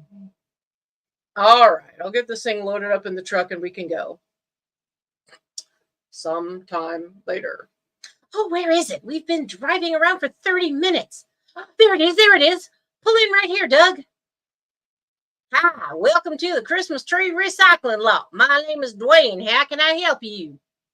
Well, we have an old Christmas tree that needs to be recycled. Well, this Christmas tree still looks pretty good. Not like some will get all dried out and ready to catch fire. Yeah, we had this special plant food. It was pretty expensive, but worth it. Well, I suppose so, but I hate to put that thing in the chipper. It still looks pretty good. Wood chipper? Yeah, we got a huge, humongous wood chipper what takes care of those trees real fast. And then we can use them for mulch and other stuff. Cool. All right, here's our tree. Thanks, folks. Y'all have a great day. Hey, Willard, we got another tree for the chipper. What is it? Right here, genius. Hey, that tree still looks pretty good. All right, into the chipper we go. Hey, watch out, Dwayne. Let go of me. What do you mean? I ain't got a hold of you, Willard. Hey, it's the tree. It's grabbing onto me. I can't throw it in. Oh, help me, Dwayne. Help me, Dwayne. He's trying to throw me in the chipper. Hold on, Willard. I'm coming. I got the chainsaw fired up. Oh, no. It's got a hold of the chainsaw. Run, Dwayne. Run for your life. This tree's crazy. I finally have what I want. A chance to get back at the tree cutters. I can feel the Chernobyl juices running through my branches. I'll take care of you two guys, then I'll get the rest of the woodcutters in the world. I'm not a running no tree's gonna take me down. I'll bet a tree chopping my whole life and not one has got me yet. This one's just punching back a little is all. I got my granddaddy's special axe. I'll show this tree wet fur. Oh, man, I have your chainsaw. What are you gonna do about it? You think an axe can get me? I'm a Chernobyl evil tree. I'm going to cut you up and throw you in the chipper. Well, didn't you hear me say I've been a woodcutter all my life? I know how to cut you down to size. Evil tree. You're no match for the Pernician family axe. It's graphite and flint and hard oak wood. It'll neutralize that Chernobyl juice faster than you can say chop, chop, chop. No! How did you chop me down? All my beautiful plans are ruined. And into the chipper with you, pieces of evil tree. What say we keep this little mishap to ourselves, Willard? Whatever you say, Dwayne. Ain't nobody gonna believe me anyway. And that is the end of the radioactive Christmas tree. I had a great time doing both of my scripts today. I hope you enjoyed them as well. And that is the end of today's Dana Does Voices. Have a great day. Happy New Year. Very, very well done, Miss Dana Wall Oakley. Dana does voices. Again, it's a unique show that we have on the network, the opportunity to hear a voiceover person. I know for many of you, you're listening to voiceover people all the time, but you may never actually get a chance to see what goes on behind the scenes. And so Dana Wall Oakley does a wonderful job as always with Dana Does Voices. Tune in. I know she'll be doing another one of these podcasts sometime soon, and keep on the lookout for her handiwork. She's doing so much behind the scenes to help our network be more successful. We have a sports show on the network that features a broadcaster who is also one of the originals that on PR Connections. His name is Ian Rakelli. Ian Rakelli started with the network in the winter of 2022 with a show called The Sports Angle. And he did that for about a year. He approached me about midway through 2022 saying, Guy, I think I've got a great concept. Out here in Vegas, of course, we are home to the NHL champion Vegas Golden Knights. They are the best team in hockey. And prior to the season that they won the Stanley Cup, Ian got excited about creating a show that would just focus on hockey in this town. I've lived here for 27, almost 28 years, and it's been really interesting to see the evolution of Vegas becoming this sports-oriented town, specifically with hockey, and with us having this great hockey team year after year since they've started. The Vegas Golden Knights have been extremely successful, and to have a sports show on the network, Vegas Hockey Hub, that reflects this growth of hockey presence here in Las Vegas has been great. Ian is a true podcaster, someone who takes the craft of podcasting very seriously.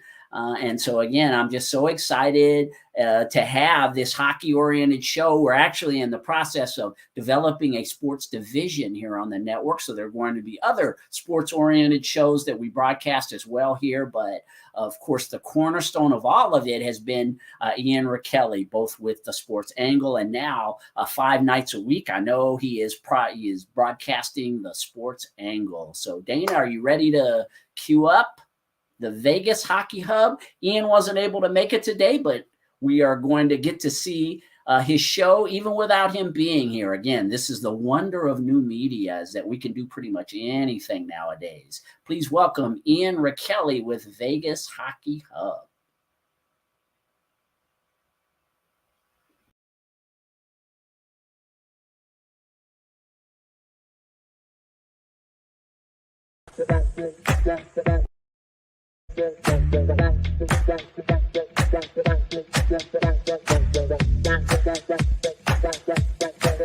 PR Connections Radio presents. Welcome to Vegas Hockey Hub here on PRConnectionsRadio.com, the voice of new media.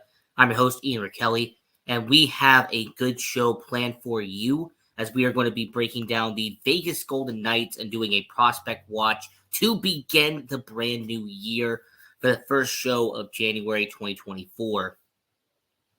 And we are doing this alongside the PR Connections Radio Marathon Show on New Year's Day.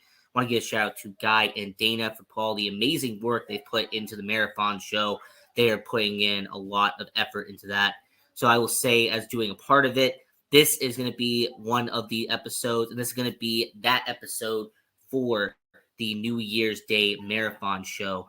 So when it comes to the Vegas Golden Knights and the prospect watch for January 2024, we have to get into first doing a little bit of some plugs for PR Connections Radio. So if you want to go to the website and check out all the shows that are on this network, they have about a dozen shows on the network, including Vegas Hockey Hub. So if you want to go and support this channel, support the network, I would say go to the website, PRConnectionsRadio.com, and check out all of the content we have on there. If you also want to go to the YouTube channel, PR Connections Radio, we upload every single show to our channel. So if you want to subscribe, that would help out the channel very much. And if you want to go to the Facebook, and they have all social media platforms on there as well at PR Connections Radio. And if you want to follow your host, it is at Ian Rakelly18. Right down there is my Twitter handle. So if you want to follow me on social media, that would be good. Now, getting into the Vegas Golden Knights prospect watch, we have to go into the Henderson Silver Knights. First, we have to talk about Gregory Dyanchenko, the waiver claim that the Henderson Silver Knights acquired from the Florida Panthers back in the August, late September. Now, I will mention about Gregory Dyanchenko, kind of give you a little bit of a background on him, because he's actually an interesting kind of player using what he has done throughout his career. So Gregory Dyanchenko, if the name does not give it away, this is a guy who has come from Europe. He is someone who's definitely had to spend a lot of time making it to the NHL. And in fact, he has actually played a little bit of time in the NHL, but he is still deemed as a prospect in the Vegas Golden Knights organization. So for Gregory Dyanchenko, the guy who is a 23-year-old winger for the Vegas Golden Knights and the Henderson Silver Knights currently, he was drafted 15th overall by Florida in 2018. This is a guy who's already played professional hockey before, as he played in the KHL in Russia back in 2017 and 2018. So this is a guy in Gregory Dyanchenko who has already played well over 50 games in professional hockey before getting his first official chance by going to the NHL later on. So for Dyanchenko, him playing in the KHL, he actually got to help his team go to the playoffs in the KHL back in 2018 and then in 2019 as well. In fact, he actually has one career playoff goal in the KHL. So for somebody like Dyanchenko to have one playoff goal in 16 playoff games in the KHL, this is before he would eventually get drafted by Florida. And then he would go to the Florida Panthers to start his professional career in North America. And what would happen is that in 2020, 2021, he would begin his professional career as he would play for the Syracuse Crunch in 2020, 2021. And in 15 games played, he would have 5 goals and 9 points for Syracuse. So not bad for Dyanchenko in his first action in North America, him having 5 goals in 15 games. And then finally, he would actually make his NHL debut in March of 2021. He'd go on to play 7 NHL games in 2021 for Florida, registering 4 points in that stretch. He would then be optioned back down to the AHL for 2021, 2022. He'd play for Charlotte, and he would have 9 goals in 30 games played for Charlotte. It actually had 18 points in that span. So not bad for Dyanchenko, kind of showing that he could put the puck in the back of the net. He's a very good scorer in the AHL. Now, something that Dyanchenko actually went on to do was kind of remarkable. He'd only play in 1 NHL game in 2022 before playing 18 NHL games for Florida in 2022, 2023. But something interesting of note is that Gregory Dyanchenko would play only 1 career playoff game. Only 1. But it was the most valuable playoff game in Vegas Golden Knights history, as Gregory Dyanchenko would make his NHL playoff debut, filling in for Matthew Tkachuk in Game 5 of the Stanley Cup Finals when Florida would take on Vegas. Ironically, 4 months later, he would become a Vegas Golden Knight, and now he's playing in Henderson. Now, last season, Gregory Dyanchenko had 12 goals and 24 assists in 56 games for Charlotte. Now, why do I mention all of this and I kind of bring to you the backstory of Gregory Dyanchenko? It's because on October 5th, Gregory Dyanchenko would be put on waivers by Florida, and he would be claimed on the exact same day by your Vegas Golden Knights.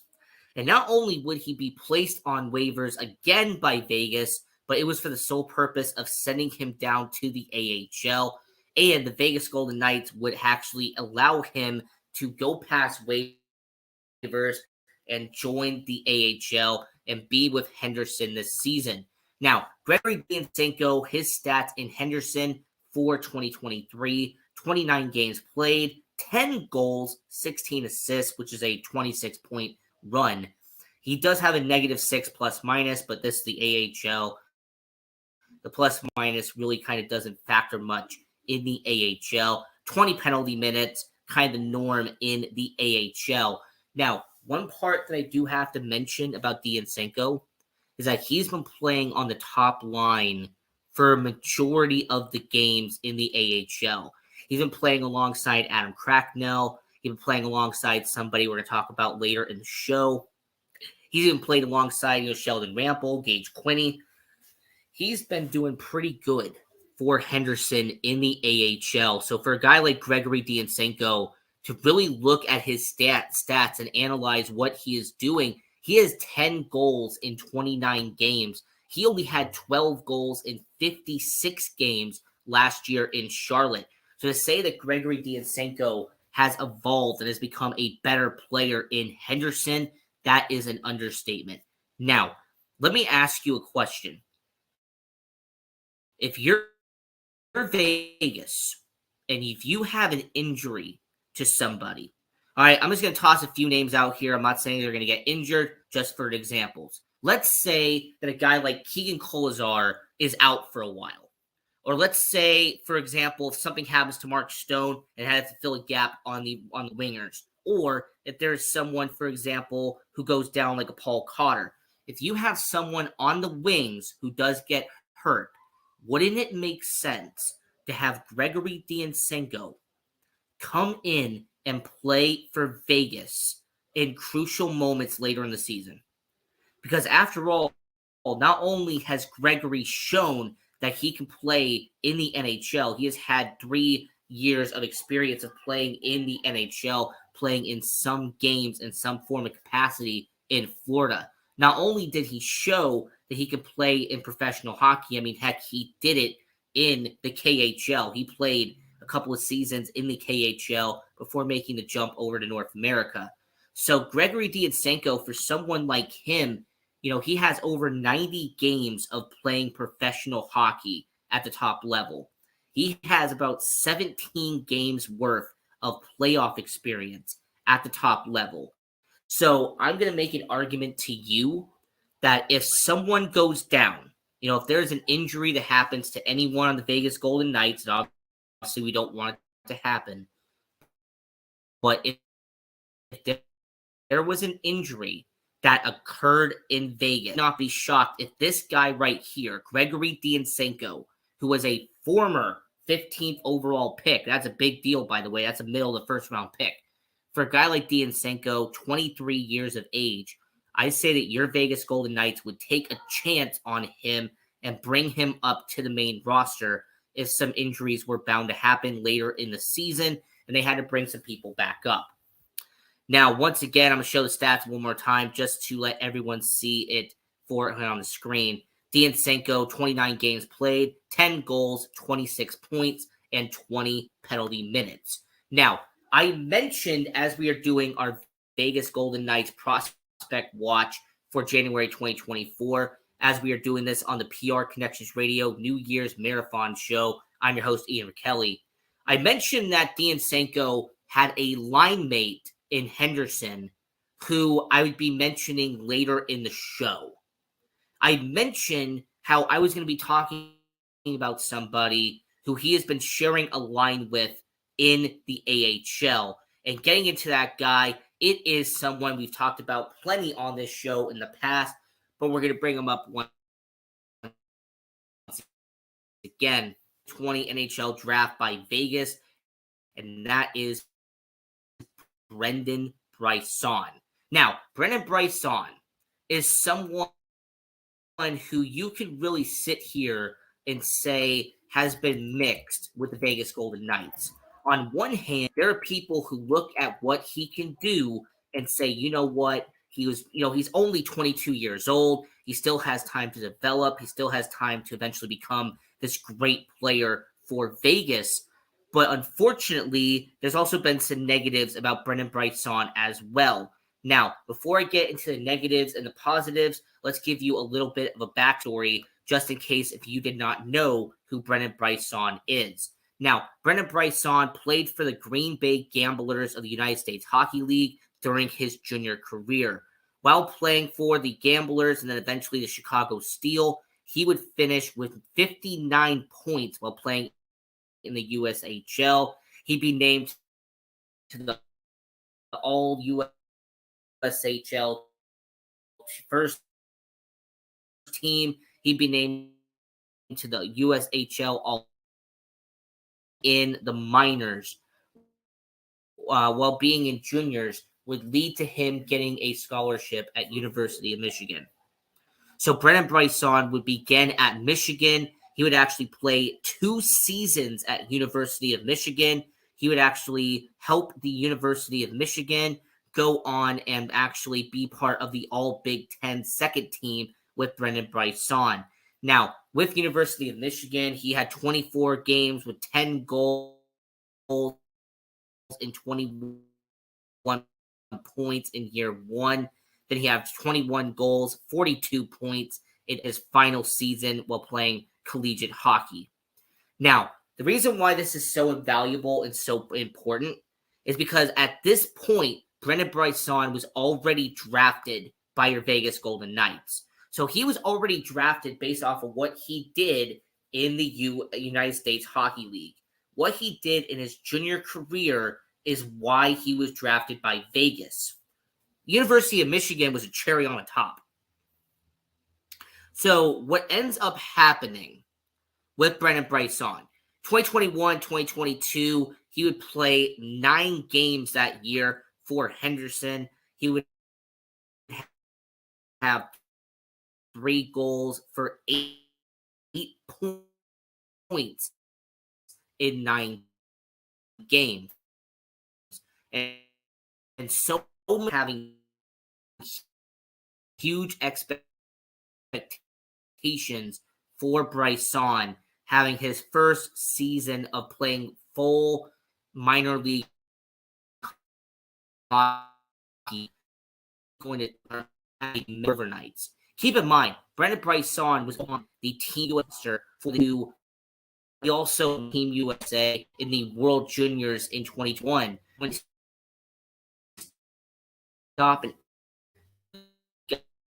guy LeBron of playing professional hockey, and in 2022-2023, Brennan Bryson would unfortunately not kind of live up to expectations. 17 goals, 20 points in 58 games, but he did have a whopping 56 penalty minutes, almost averaging a penalty minute per game. So for Brennan Bryson, this first season was kind of underwhelming. And I know some people were expecting him to kind of, take a step up in the next year. When you see how he could perform in year 2 of playing professional hockey full time. So Brennan Bryson's stats in Henderson this season, in 31 games, he has 9 goals, 22 points, and 20 penalty minutes. And I will say, and you have to look at this from 2 different perspectives. The first perspective is that Brennan Bryson is playing 22 points among the top players in Henderson, but unfortunately, it's not a situation where I would look at those stats and I would say that he is ready to go to the NHL. And when you're a former first-round pick, there's a lot of expectations. There's a lot of weight on your shoulders. So I will say with Brennan Bryson, and like I said, with him playing his second full season playing for the Golden Knights organization, I have to be kind of brutally honest here about Brennan Bryson. He is going to be a good player, but at this point in time, I don't see him as a future top 6 forward in the NHL. I don't see him as a future star in the NHL. At this point, looking at Brennan Bryson, looking at his stats and kind of seeing what he has done in Henderson, I really have to call it for what it is. Brennan Bryson, if he does eventually make it to the NHL, and I believe at some point he will be a member of the Vegas Golden Knights, his ceiling will be a middle six forward in the NHL. And that's his ceiling. Now, what's most likely going to happen is that he will be a bottom six forward. He'll play some games in the NHL, but I think the floor for Brennan Bryson is that he will be a split two-way contract in between the NHL and AHL. So for Brennan Bryson at this point in time, I wish there was more I could say about what's going on with Brennan Bryson, but the reality is, and basing off the stats that we're looking at once again with Brennan Bryson, he is just not developing at a star level. So Brennan Bryson, once again, I'm going to say this on the show, his ceiling is a middle six forward. His prediction, my prediction for him, will be a bottom six forward, and his floor will be a two-way contract. Now, I do want to mention this before we move on to the ECHL, because Brennan Bryson is currently ranked as the number 3 prospect in the Golden Knights system.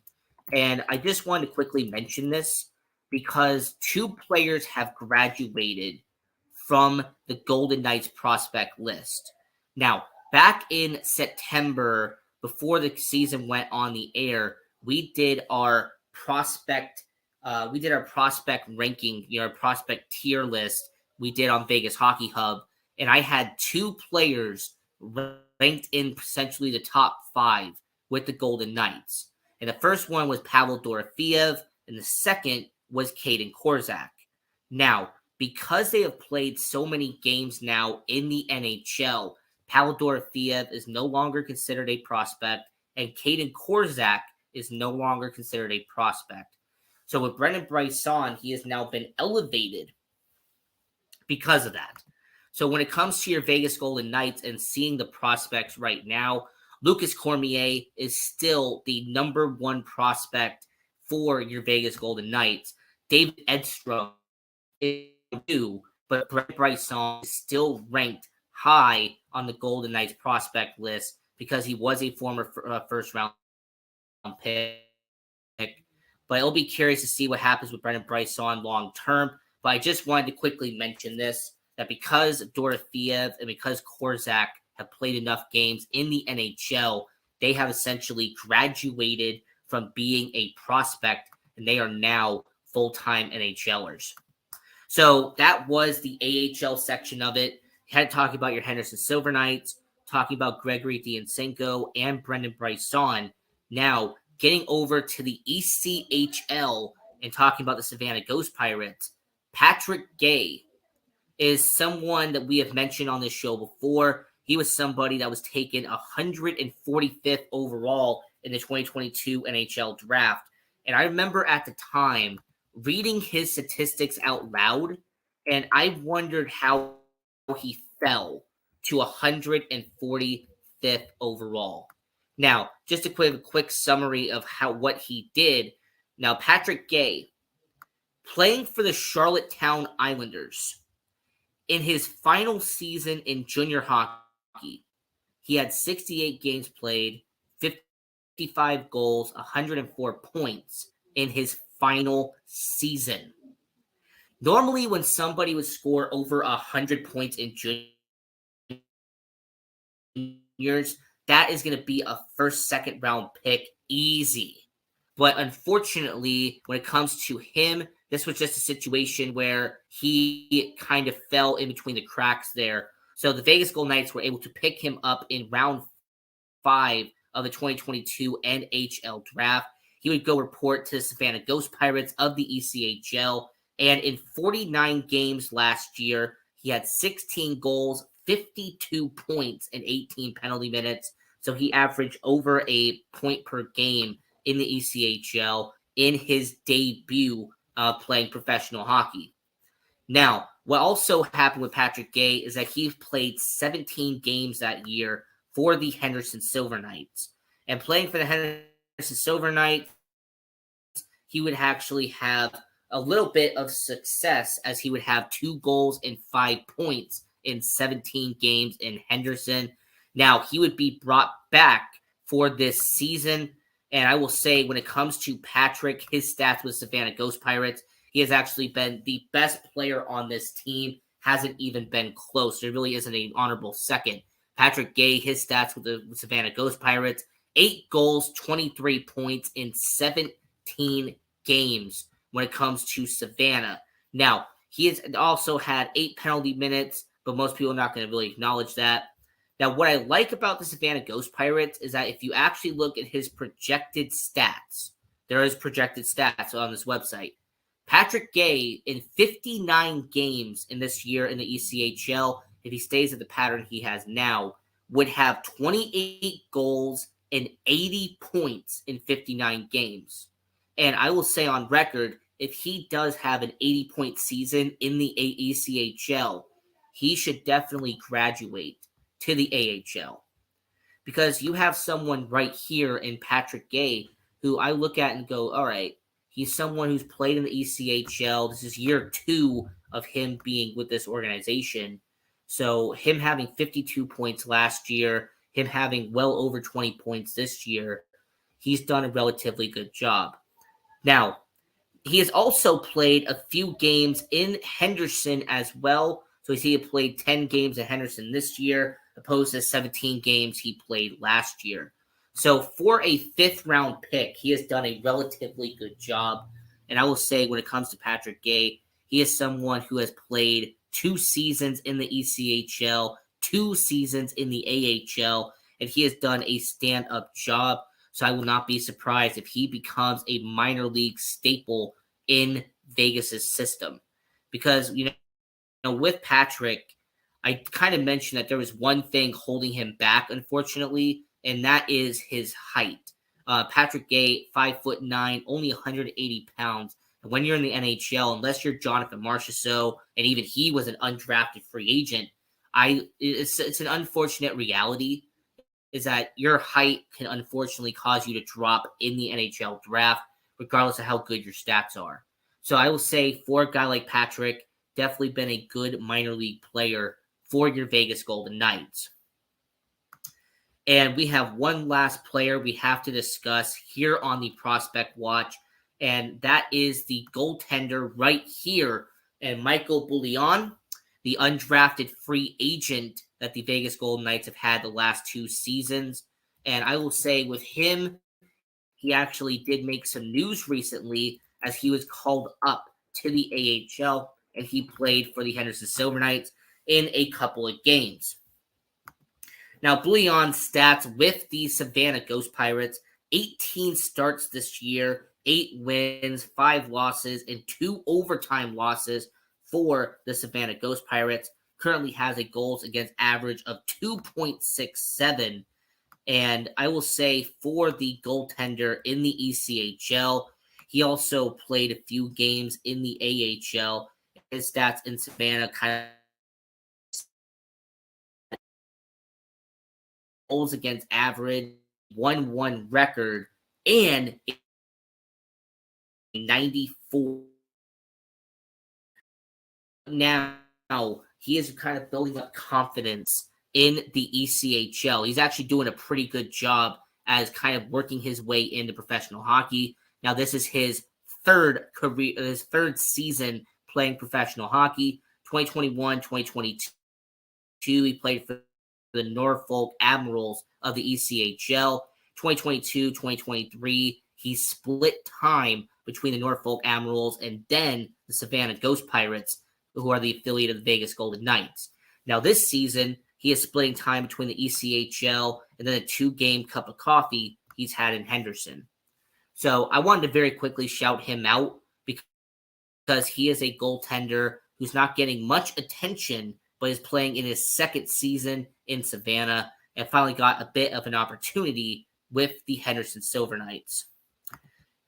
So as we have about 4 minutes left on this show, doing our Vegas Golden Knights Prospect Watch for January 2024. Now, I normally like to go to UNLV hockey because this is a team that definitely deserves a spotlight. Now, we recently, when we talked about them, we mentioned Cole Wyatt. And Cole Wyatt has been one of the best players UNLV has had over the last couple of seasons. However, there is someone that I do want to shout out from the UNLV team, as there is someone who's done relatively well in this organization this season, as we are going to be talking about with UNLV in 19 games this season. Of course, Cole Wyatt, who we mentioned earlier, but I will say for Rob McCollum, the defenseman, he has done a good job as well. Let me explain why. Rob McCollum, a defenseman, 18 games played, 5 goals for 18 points. And this is someone that I really look at, and he has become a really good defenseman. He's someone who's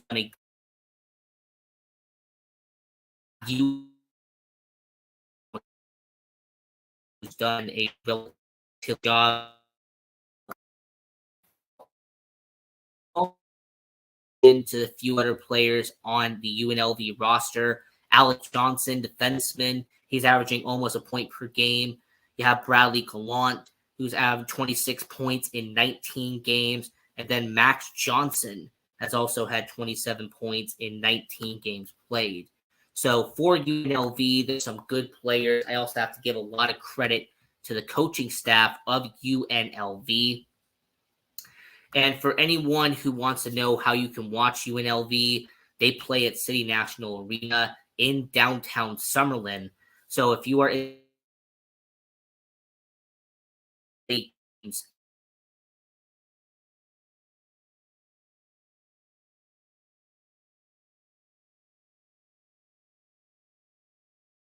will be on January 5th and 6th. So January 8th and 9th, my apologies. January 9th and 8th, the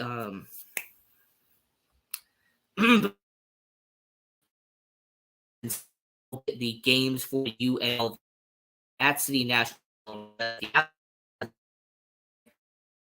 Arena. I will guys going down hockey. This is a game we have been fun to watch last season, ever since they became an AC situation there, and they've been a lot of fun to watch. So we'll watch for January 2024, and I'm your host, Ian Rakelli. Once again, I want to give a shout out to Guy Dawson and Dana Wall Oakley for putting on a really good show and putting on this marathon on New Year's Day. So I'm your host, Ian Rakelli, and we will get back to Guy for everyone watching. Spend their day watching hockey. Go support junior hockey and night go.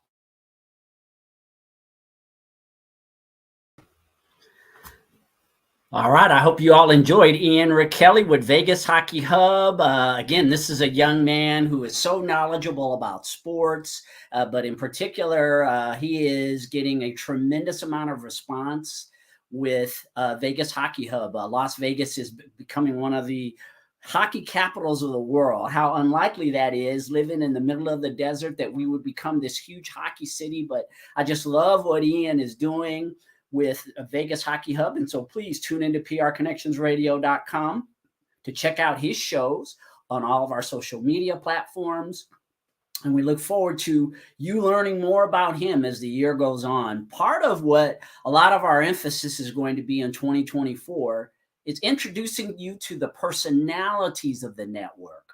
We have some wonderful people who are personalities at prconnectionsradio.com, and some of them weren't available to do their shows for today. However, I want to take some time to introduce them to you via their introductions, and then I'll explain more about their shows after I play their introductions. So stay tuned here. I'm going to play some intros for other podcasters on the network who won't be doing their shows today. First, we're going to start out with the 15-minute mediator with Nancy Gabriel.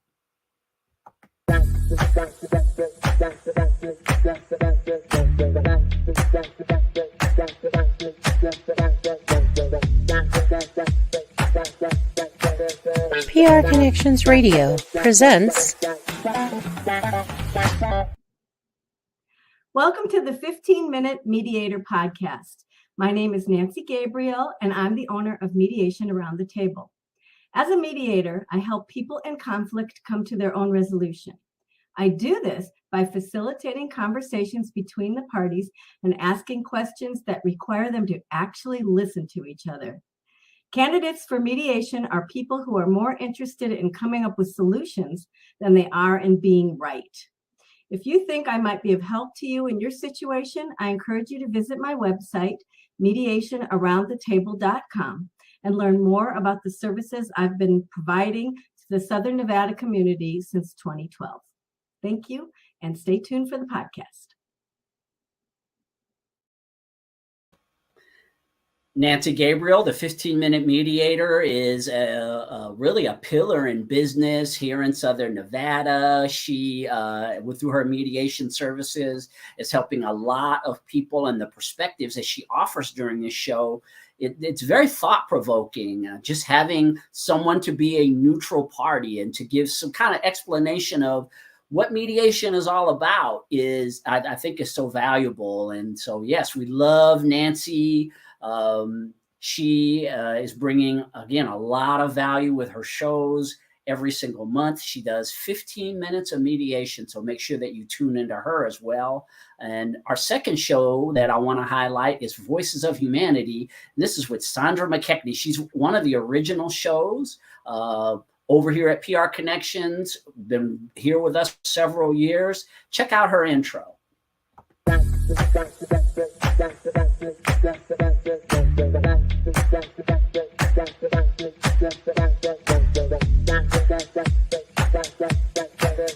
PR Connections Radio presents Voices of Humanity. We need to hear your voices. We need to hear your voices.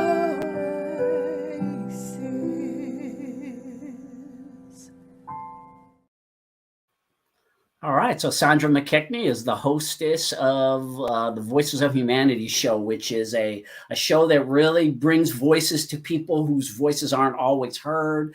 Sandra McKechnie, the content that she covers, I think is very impactful in the current environment in the world.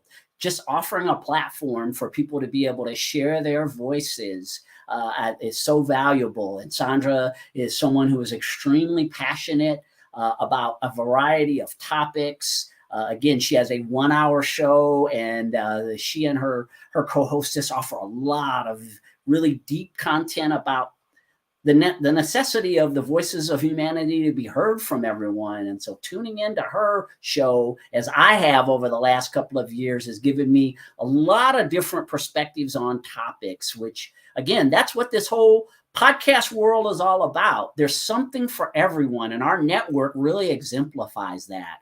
We want to be able to provide content of interest to someone. We know that not every single show will be necessarily an interest of yours, but we also know that if we continue to provide enough variety, that we will find something that is of interest to you. And so, yes, tune in to Voices of Humanity.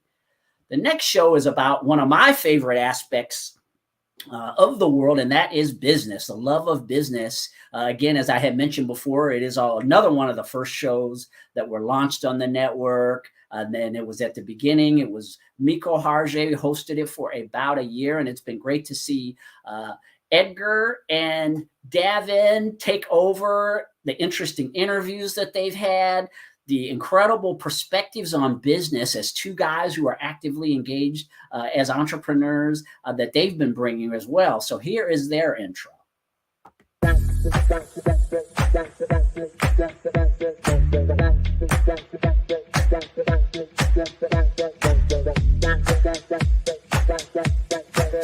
PR Connections Radio presents the Love of Business Podcast.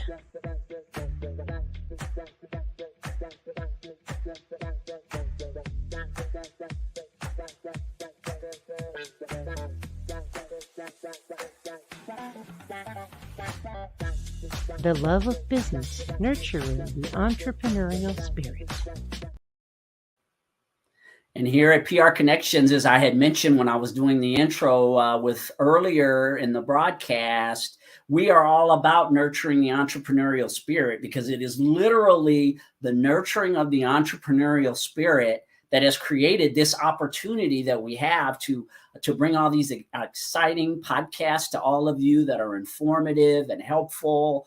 And it was as a result of a person, specifically me, with that entrepreneurial spirit that developed this specific platform. And so, but now you've got these other perspectives. Edgar Rodriguez and Davin Sunvik have their entrepreneurial experiences, as well as the entrepreneurial experiences of all the people that they bring on the air when they do these interviews, that really build this mindset. Being successful in business is definitely a mindset, and that's what the design of the Love of Business is all about. If you don't love it, you won't have the commitment that you need to be able to continue to pursue your business. And again, it's the first of the year. I know there are many of you out there who aspire to be entrepreneurs or run businesses, or you may already be running a business and you just want to up your game, achieve your goals in 2024. And I think tuning into a show like The Love of Business that highlights the successes of entrepreneurs is something that would be very beneficial to you. So tune in to the Love of Business podcast.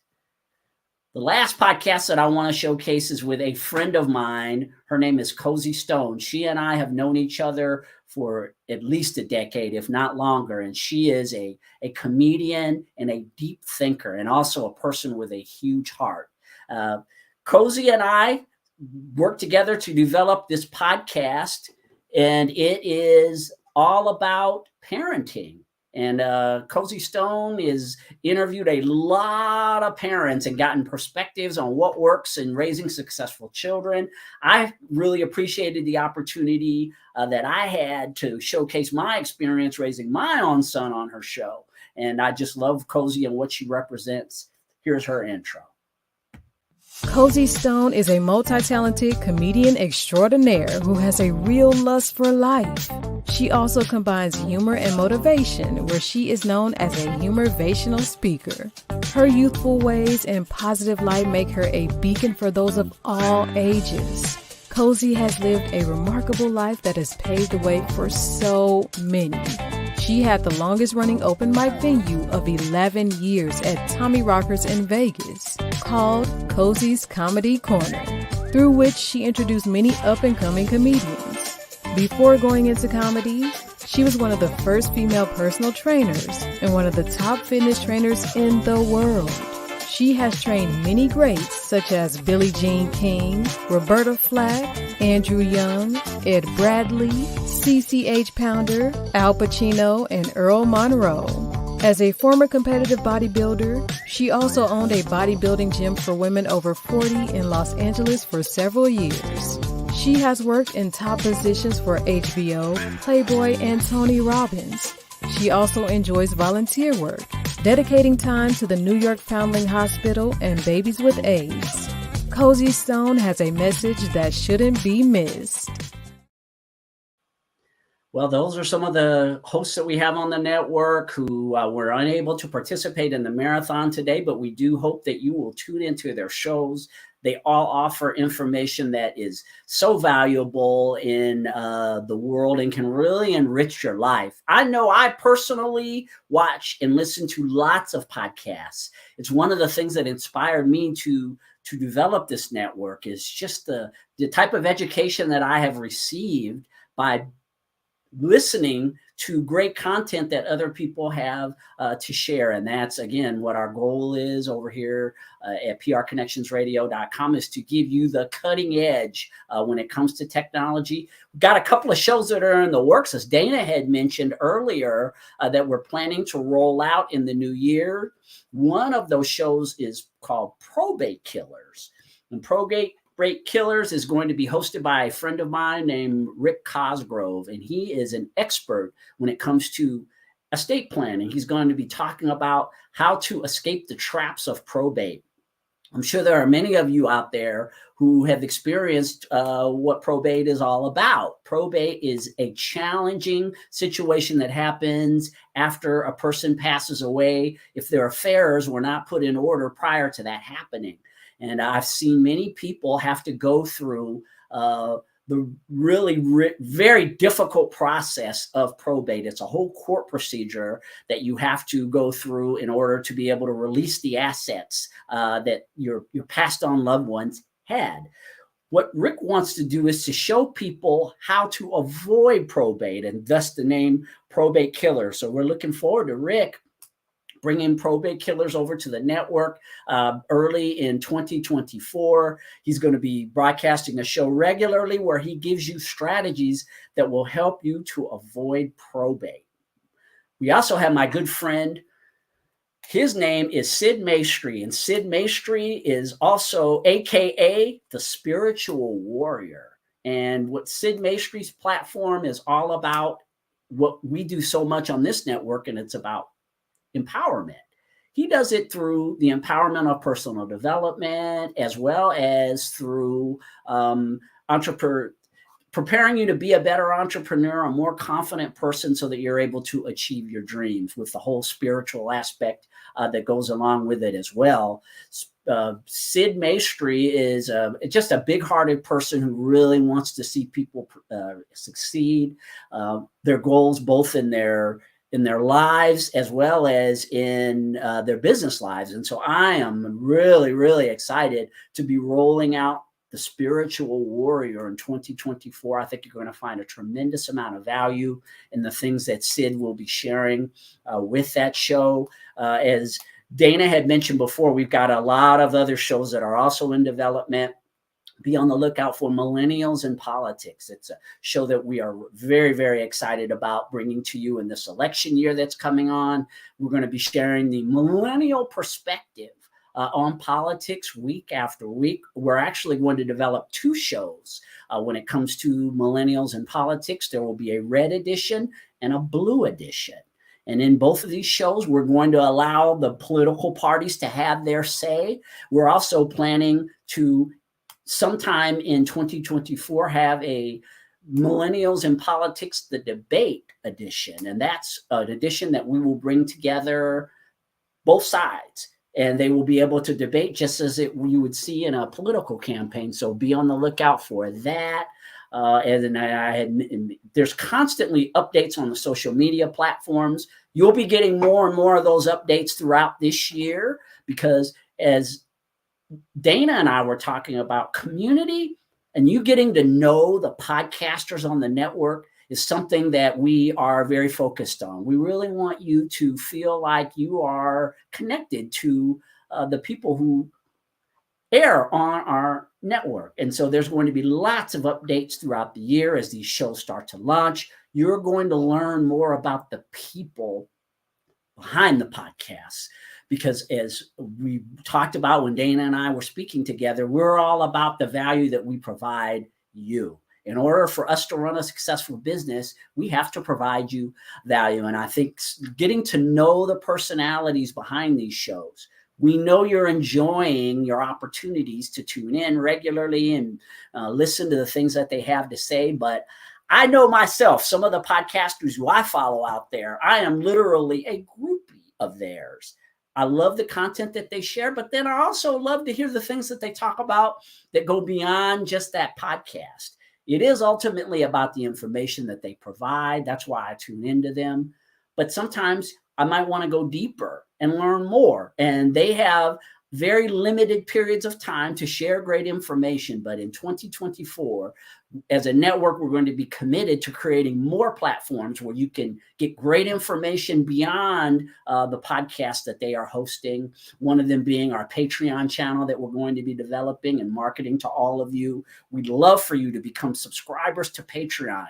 Subscribe to PR Connections Radio on Patreon so that you'll be able to get bonus footage of these highly impactful shows that we have on the network. And we're just developing all types of content that will help you to grow in whatever area it is that you want to grow, your personal, professional development, just overall entertainment, helping you to live a more fulfilling life. That's what the community of PR Connections Radio is all about. It's really about being able to deliver on what it is that we say we are, and that is the voice of new media. So definitely want you to stay tuned for these different shows that we're going to be bringing to the network. And I think that there will be something that will be of interest to you in all these different shows that we're going to be launching. And by the way, for those of you out there who are interested in having your own podcast, and I've mentioned past marathons, we are always looking for people who want to showcase expertise or who just have something that they want to say. If you want to learn more about how to potentially be a podcaster at prconnectionsradio.com, go to our website, prconnectionsradio.com, and send us an email and we'll get back to you. We'd love to talk to you about potentially being a podcaster on our network. With that, our next podcast is going to be coming on, and it is Katie Wechter, Watching Mental Health. Hi. Happy New Year, Katie. How are you? Happy New Year, Guy. I'm doing well. How are you? I am wonderful. It is so good to see you. I see you more on podcasts than anywhere else nowadays. I know. Yeah, I'm busy doing podcasting, basically. Katie and I go way back. We've known each other many years prior to her getting a show on this network. And I always like to brag about you, Katie, because you are one of the entrepreneurial success stories, in my opinion. You have continued to grow through the years, and you understand value. I've been talking a lot about that during the marathon today, and I have seen you really take steps in everything that you've done. And, you and I have done projects together also prior to doing this podcast, but your focus on empowerment and growth is just something I just always have admired about you. Well, thank you. I really appreciate that. You're absolutely right. It's tough to be an entrepreneur. I think that what I have is gumption and grit and the willingness to grind it out, to get better and to make a difference. And, when you find your passion, I think it makes it easier, to go through the tough times like the pandemic, so to speak. So. Yes, you definitely have grit. I mean, that is like at least in the top 3 ingredients that it takes to be a successful entrepreneur. Don't you think, Katie? If not number 1, I would say probably even number 1. What do you think about that? Yeah, no, I agree. Like you can have all the talent in the world, but if you don't have the grit to get up and to really put in the work every single day, even when it's hard and even when you don't want to, then you're not going to get anywhere. There's some quote that's like, talent is only like 10% of success or something. Like it's really so much more than just than just showing up and being good at something. It's, showing up and every day showing up. And that's different than just being good at it. And your show on the network is called Watching Mental Health. Will you share with the audience what's in store for them? They get to watch an episode here in a minute. Yeah, absolutely. So Watching Mental Health is all about breaking down the stigmas around mental health. I'm really wanting us to have a conversation. I'm on a mission for us to have better conversations around mental health, to break down the stigmas, to talk about the research, to be open about treatment, and to really recognize that we all have mental health and that we all know somebody, if it's not ourselves, who may be struggling with mental health. And so this year's going to be this episode's going to be a special episode. I'm not going to have a guest. I normally have a guest. I normally have somebody come on who either is a professional or someone with lived experience come on and share their experiences and, their thoughts around mental health. And opinions really vary. And so I think it's important to have a wide variety of things around that. But this episode's going to be a little bit different. And what makes it different is no guest, but we're going to be breaking down some of the trends to expect around mental health in 2024. It's going to be another big year, I think, for mental health. And I'm excited to see where it goes. And so I've done a little research and excited to kind of break it down for everybody as to what we can expect and how we can continue to make it better for everyone. Katie, you've been hosting your show on the network for quite a while now. You've gotten quite a few shows under your belt. How have you grown as a result of becoming a podcaster? I think that I've grown just in my abilities to reach out to people and to have these conversations. I think that in some ways I'm finally walking the walk. I've been spending all these years talking the talk, and really stepping into the podcast was my first big move in saying, it's not just me being behind the scenes, it's me stepping forward into the dream, into saying, this is what I want to talk about, and I'm able to discuss it. I have that expertise, I have that experience, and I'm able to step in and really, make a difference. And so this last year with the start of the podcast, that's exactly what that did for me, is to take that first step forward. And so it's going to be another good year of me, continuing to be out there, looking forward to seeing the show grow, and just, do more and more opportunities around mental health. Well, we are so enjoying having you on the network, Katie. Your information is valuable. And again, I appreciate your grit as an entrepreneur and your determination to be heard. And please, everyone, welcome Katie Rose Wechter, Watching Mental Health.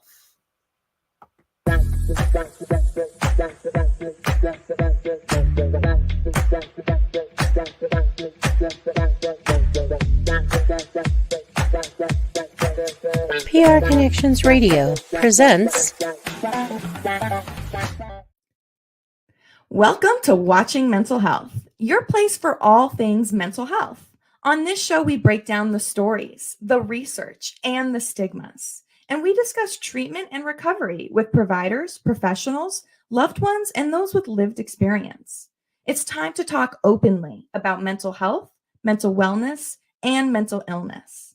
Join the movement and join us live every first and third Wednesday at 3 p.m. Pacific time. Oh, I got to get out of here. Hi, everyone, and welcome to Watching Mental Health, a very special episode of Watching Mental Health.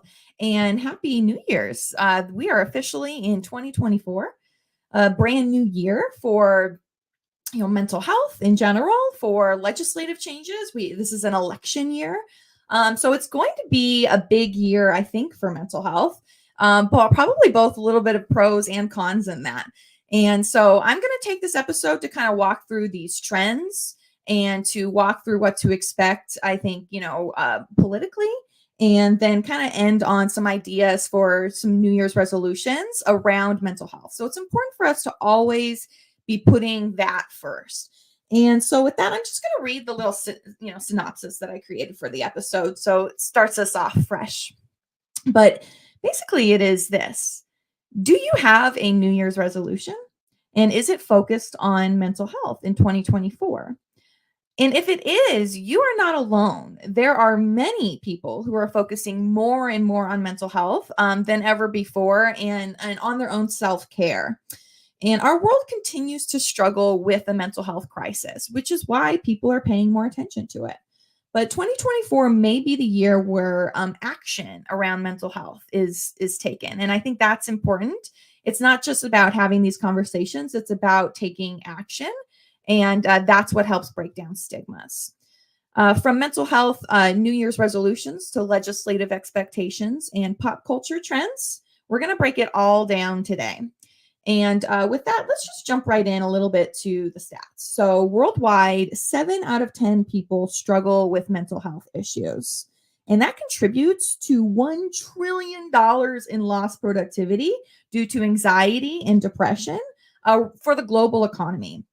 That is a massive amount of money. So it is not just this kind of hoo-ah, it's spiritual la-di-da conversation. It is important to discuss mental health, not only personally, but professionally, because a lot of money is being lost. And so I think that it's not just individuals who should be thinking about mental health in the new year and mental health resolutions. It is professionals and it is businesses, it is organizations that really should be, I think, taking more action around their employees' mental health. And they will see as a result, they will see more money out of that. And we're going to discuss a little bit more on why that is a little bit later. But here in America, 3/4 of Americans plan to start the year with a resolution to be more healthy, including 28% who want to focus on improving their mental health. And that is really probably just a drop in the bucket compared to what people are saying. And so it is really important that we really dive in to say, okay, what is a good mental health resolution and what isn't a good mental health resolution? So among those who are making resolutions, 67% plan to exercise more. I know exercise is always a big resolution, right? 49% plan to meditate, which is a big increase in number. 40% plan to focus on spirituality, and 35% plan to see a therapist. And so these are really great, encouraging numbers for me, because it shows that people are finally taking action, right? It's not just about the conversation. It's about taking action around your mental health to see improvements. And so when you want to think about resolutions, you want to be thinking about actionable skills that are actionable steps that you can take that are going to be, something that isn't going to overwhelm you, but something that is also going to keep you going. And so I think routinizing or making your mental health resolutions a routine is going to be really important to keep it going long term. And so let's just start with the basics. Mental health resolutions. I'm going to list out some resolutions that are actually from Time Magazine, and they go through 9 mental health resolutions that could be really beneficial. And so let's just dive into them a little bit.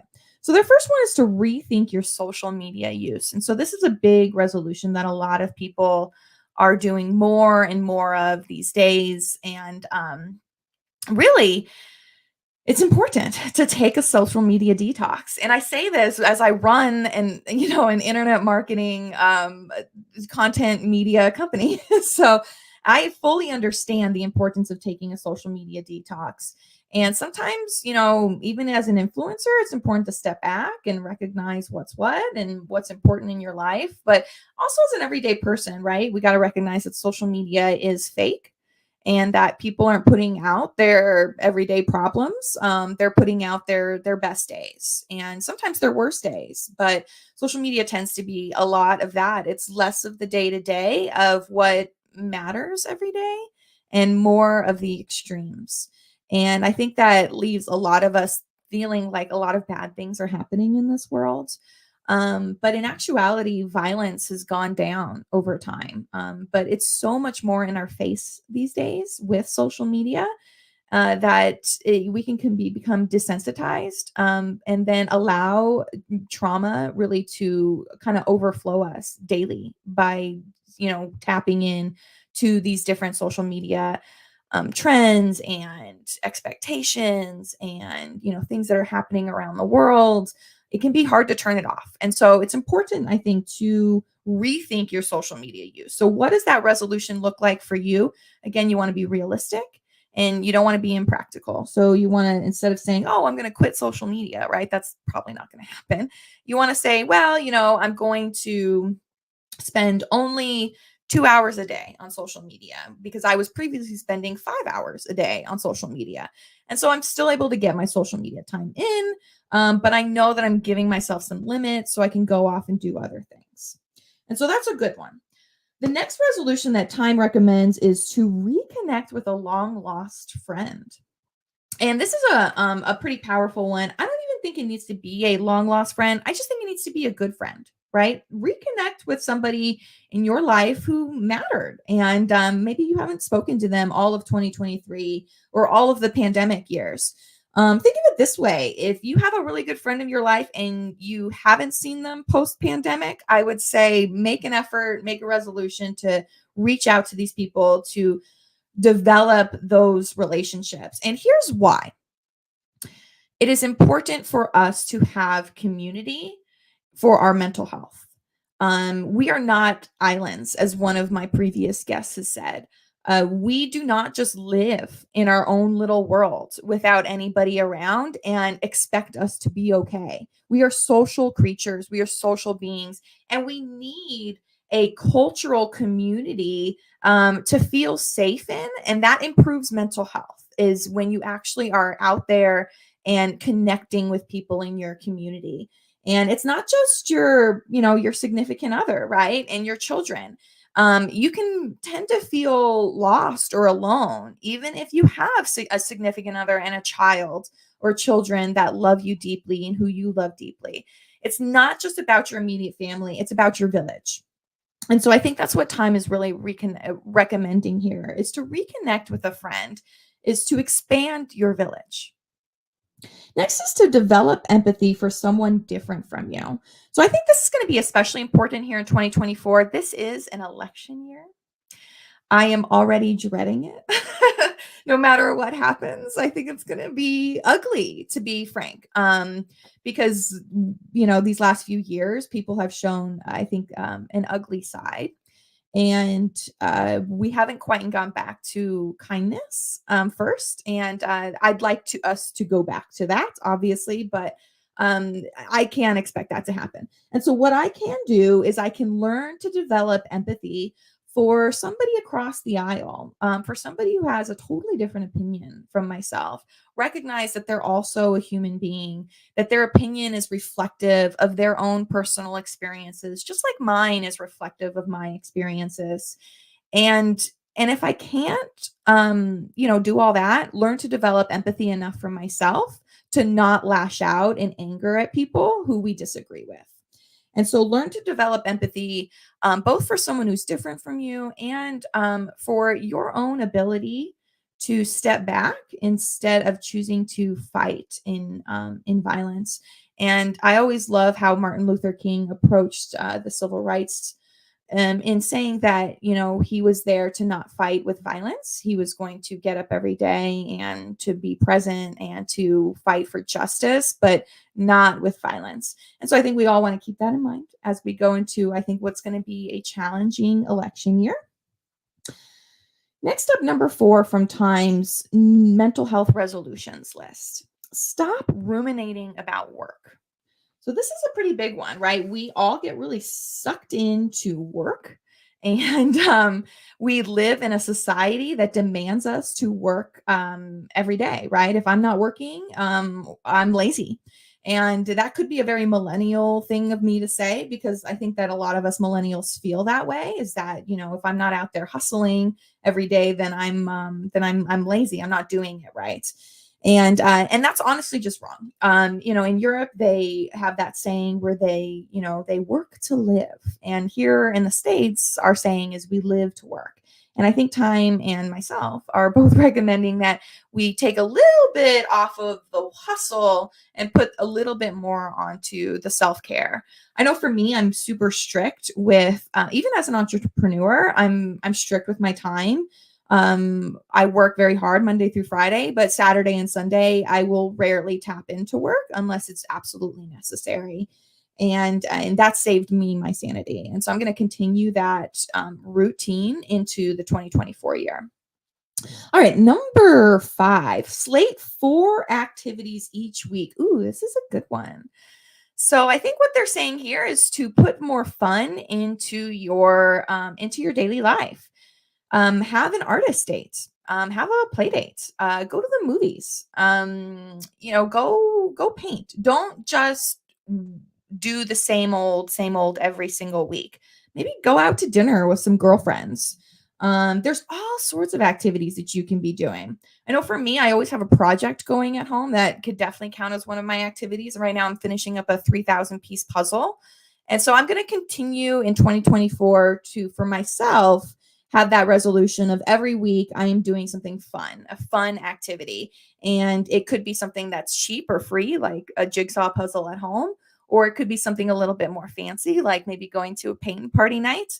But you want to do whatever works for you. Maybe it's going for a swim. Maybe it's going for a hike. Here in Las Vegas, we have a lot of hiking opportunities that people just don't realize that are just outside of the city, right? And that's a beautiful thing about our town, actually, is that it doesn't get super cold. And right now we're experiencing pretty mild winter. And so get out there and hike, enjoy some nature. And that'll actually do you really well as well, not just as an activity, but as a nature thing, you know, where you're giving your skin some sunlight, you're breathing in that fresh air. All of that is so important for mental health, especially if you're feeling really depressed and maybe you're spending every day indoors because it's hard to just get out of bed. I get it. I've been there. But what you really need to be doing is, making yourself get out of bed just for a little bit. Just take that walk if that's all you can do around the block, right? Maybe don't get in the car and drive off to Red Rock. Maybe just walk outside of your house. It can all be something small. No matter what it is, you can make those small improvements, those small steps forward. And a walk is a great example of that. And so same thing with these activities, right? Don't let the idea of doing 4 activities a week, or even for me, I chose to do 1 activity a week. Don't let that overwhelm you. You know, make sure that you are really getting something good out of it, right? And I think that that's an important part about New Year's resolutions is it's not just, okay, here's all of these amazing things that I should be doing. It's, okay, how can I be kind to myself and compassionate with myself as I develop these new skills and these new habits? So then that way I know that I'm good. You know, if I miss a day, like I'm okay. Like I'm going to get back on the horse. I'm going to try again tomorrow. And so it's important to apply that compassion, because if you don't, then, you know, that's a big reason why a lot of people just will just stop. You know, they'll stop even trying because it's too much, too fast. They can't do it all. They're hard on themselves. And then by February, you give up. And we don't want to do that, right? It's better to make 1 good New Year's resolution and stick with it. And actually at the end of the year, have that be a successful resolution than it is to make 10 and have none of them stick by the end of the year. So just keep that in mind.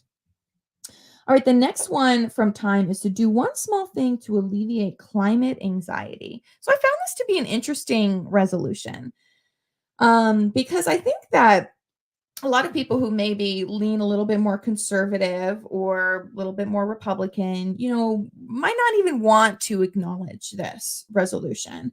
And then other people on the other side are like, we need to be doing climate things every day. Da, da, da. Like, so it's really, I think, intense for a lot of us in the middle, and we don't know what to do. And I think that, or at least that's what I'm choosing to understand from what this resolution is here that Time is recommending.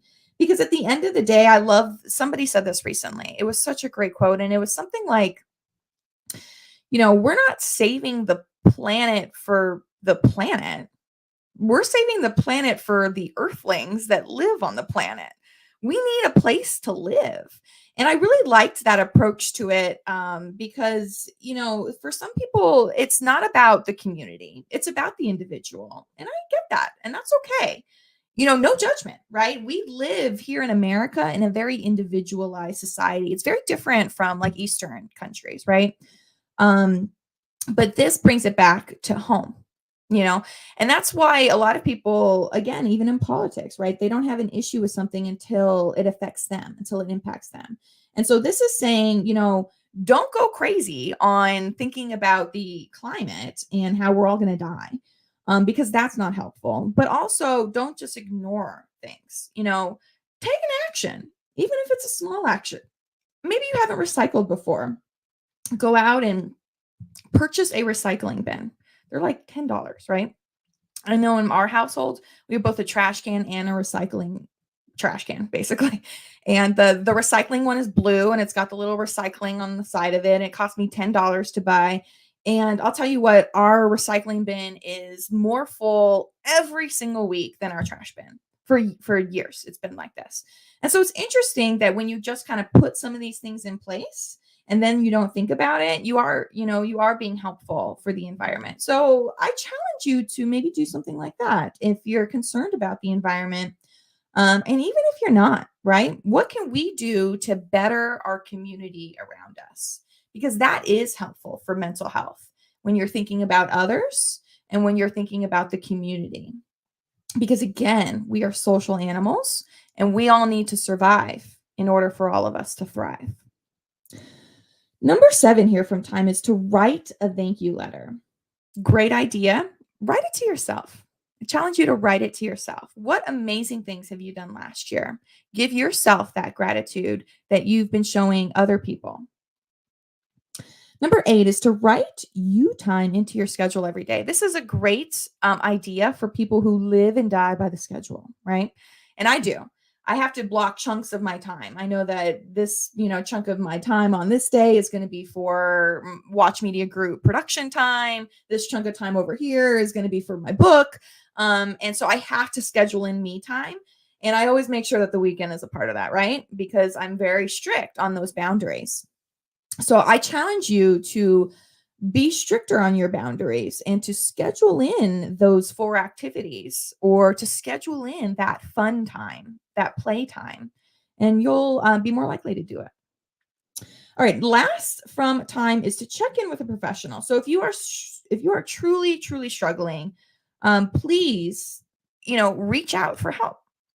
It could be reaching out to a therapist, a talk therapist. It could be reaching out to a psychiatrist because maybe you've tried therapy and you're really struggling, and you think that medication can potentially help. It could be reaching out to a personal trainer because you know that you need to start working out and you know that you need accountability, and a personal trainer is going to give you that. It could be reaching out to a spiritual guru, maybe a yoga practitioner, maybe a breathwork specialist. I know a very great breathwork specialist, and actually she would be an outstanding guest for this show, so I'll probably try and bring her on. So don't just think about therapists. Think about, what is it that I need? What is it that I'm missing? And how can I get assistance for that? And that is going to be a good way to approach your resolutions. So it's not just about following what time says or what other people recommend. It's looking inwards and saying, what am I missing from my mental health? And how can I make a resolution to go ahead and improve that thing? And it could be, I have a lot of anxiety and I've been having a lot of trouble breathing. So this year I'm going to make an effort to try breath work and meditation, because people tell me that that's what, really helps with it. Go for it. Give it a shot. I challenge you to create at least 1 or 2 resolutions that impact your mental health. And for every career resolution you make, and for every relationship resolution you make, you should also be making a mental health / emotional resolution. So with all of that, let's jump into a little bit of the trends. I'm going to spend the next, 10 minutes talking about trends, and then we'll go ahead and wrap it up and call it a day. And I'm just, was really grateful to be here. I think I'm probably going to be a little over time, but we were a little ahead of time, as I recall, on the marathon. So I think that we'll be okay in wrapping it up in the next 10. So let's talk a little bit about mental health trends and changes to expect this year. So first off, I talked about work.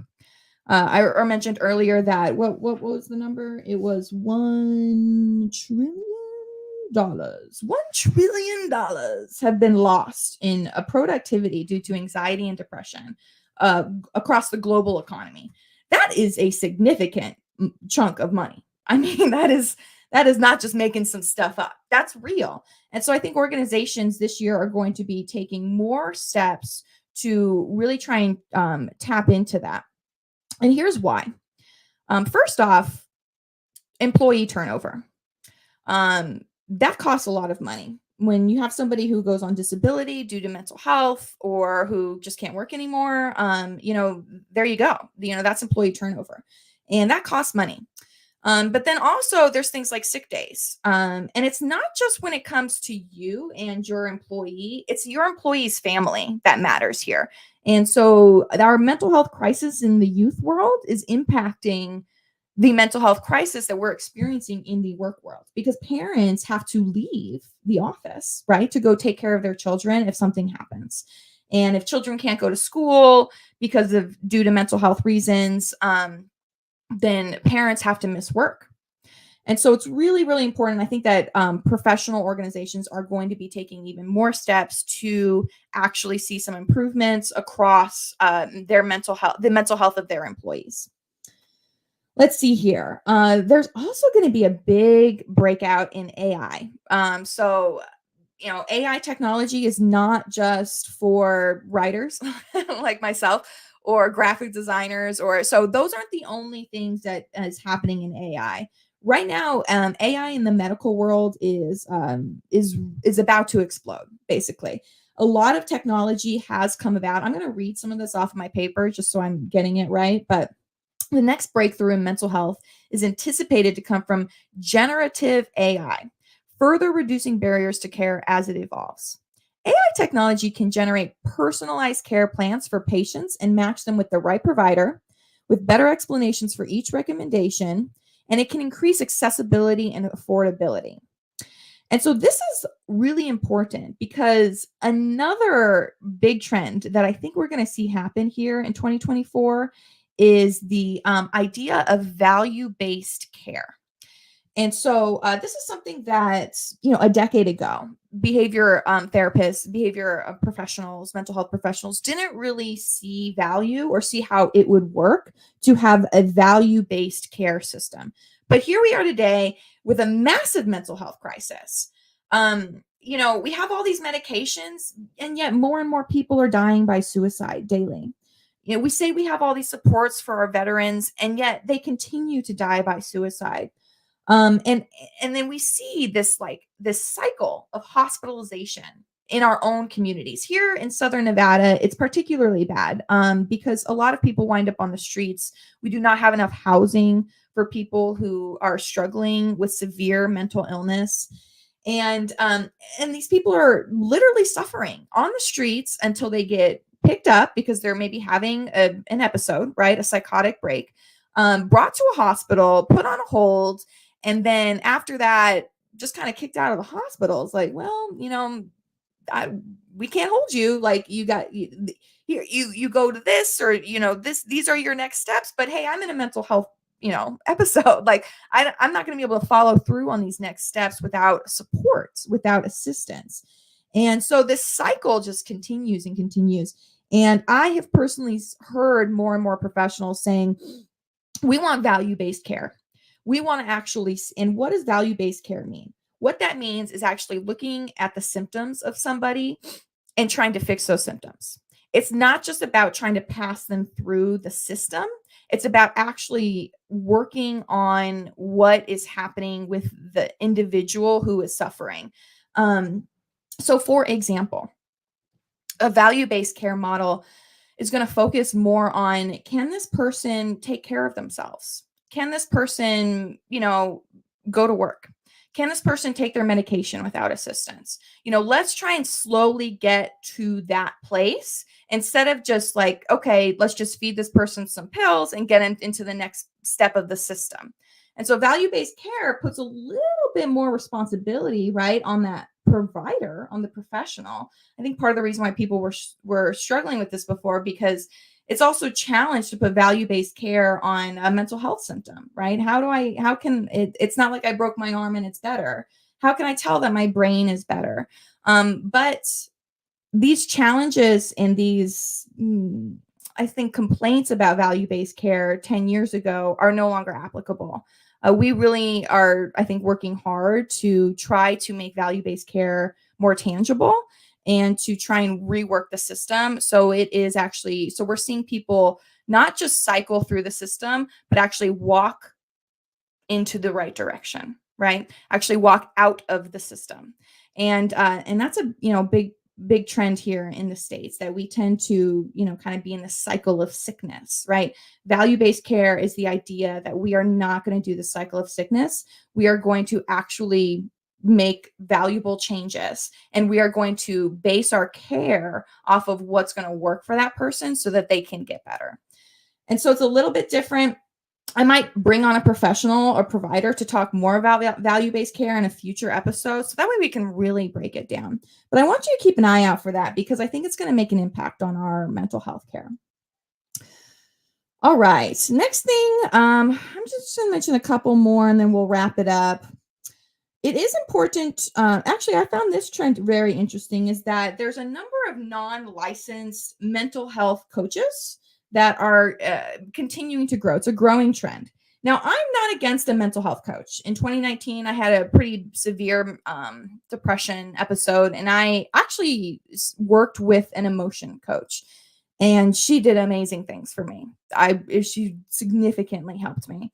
But so I'm not against mental health coaches, but I do want to warn that these people are not licensed, and that some of them may not actually have the skills or the education or the experience to help others. And so don't just jump into the next coach you see.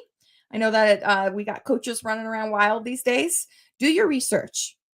Do some digging, right? Really make sure that you know that this person is a good coach before you jump in with them.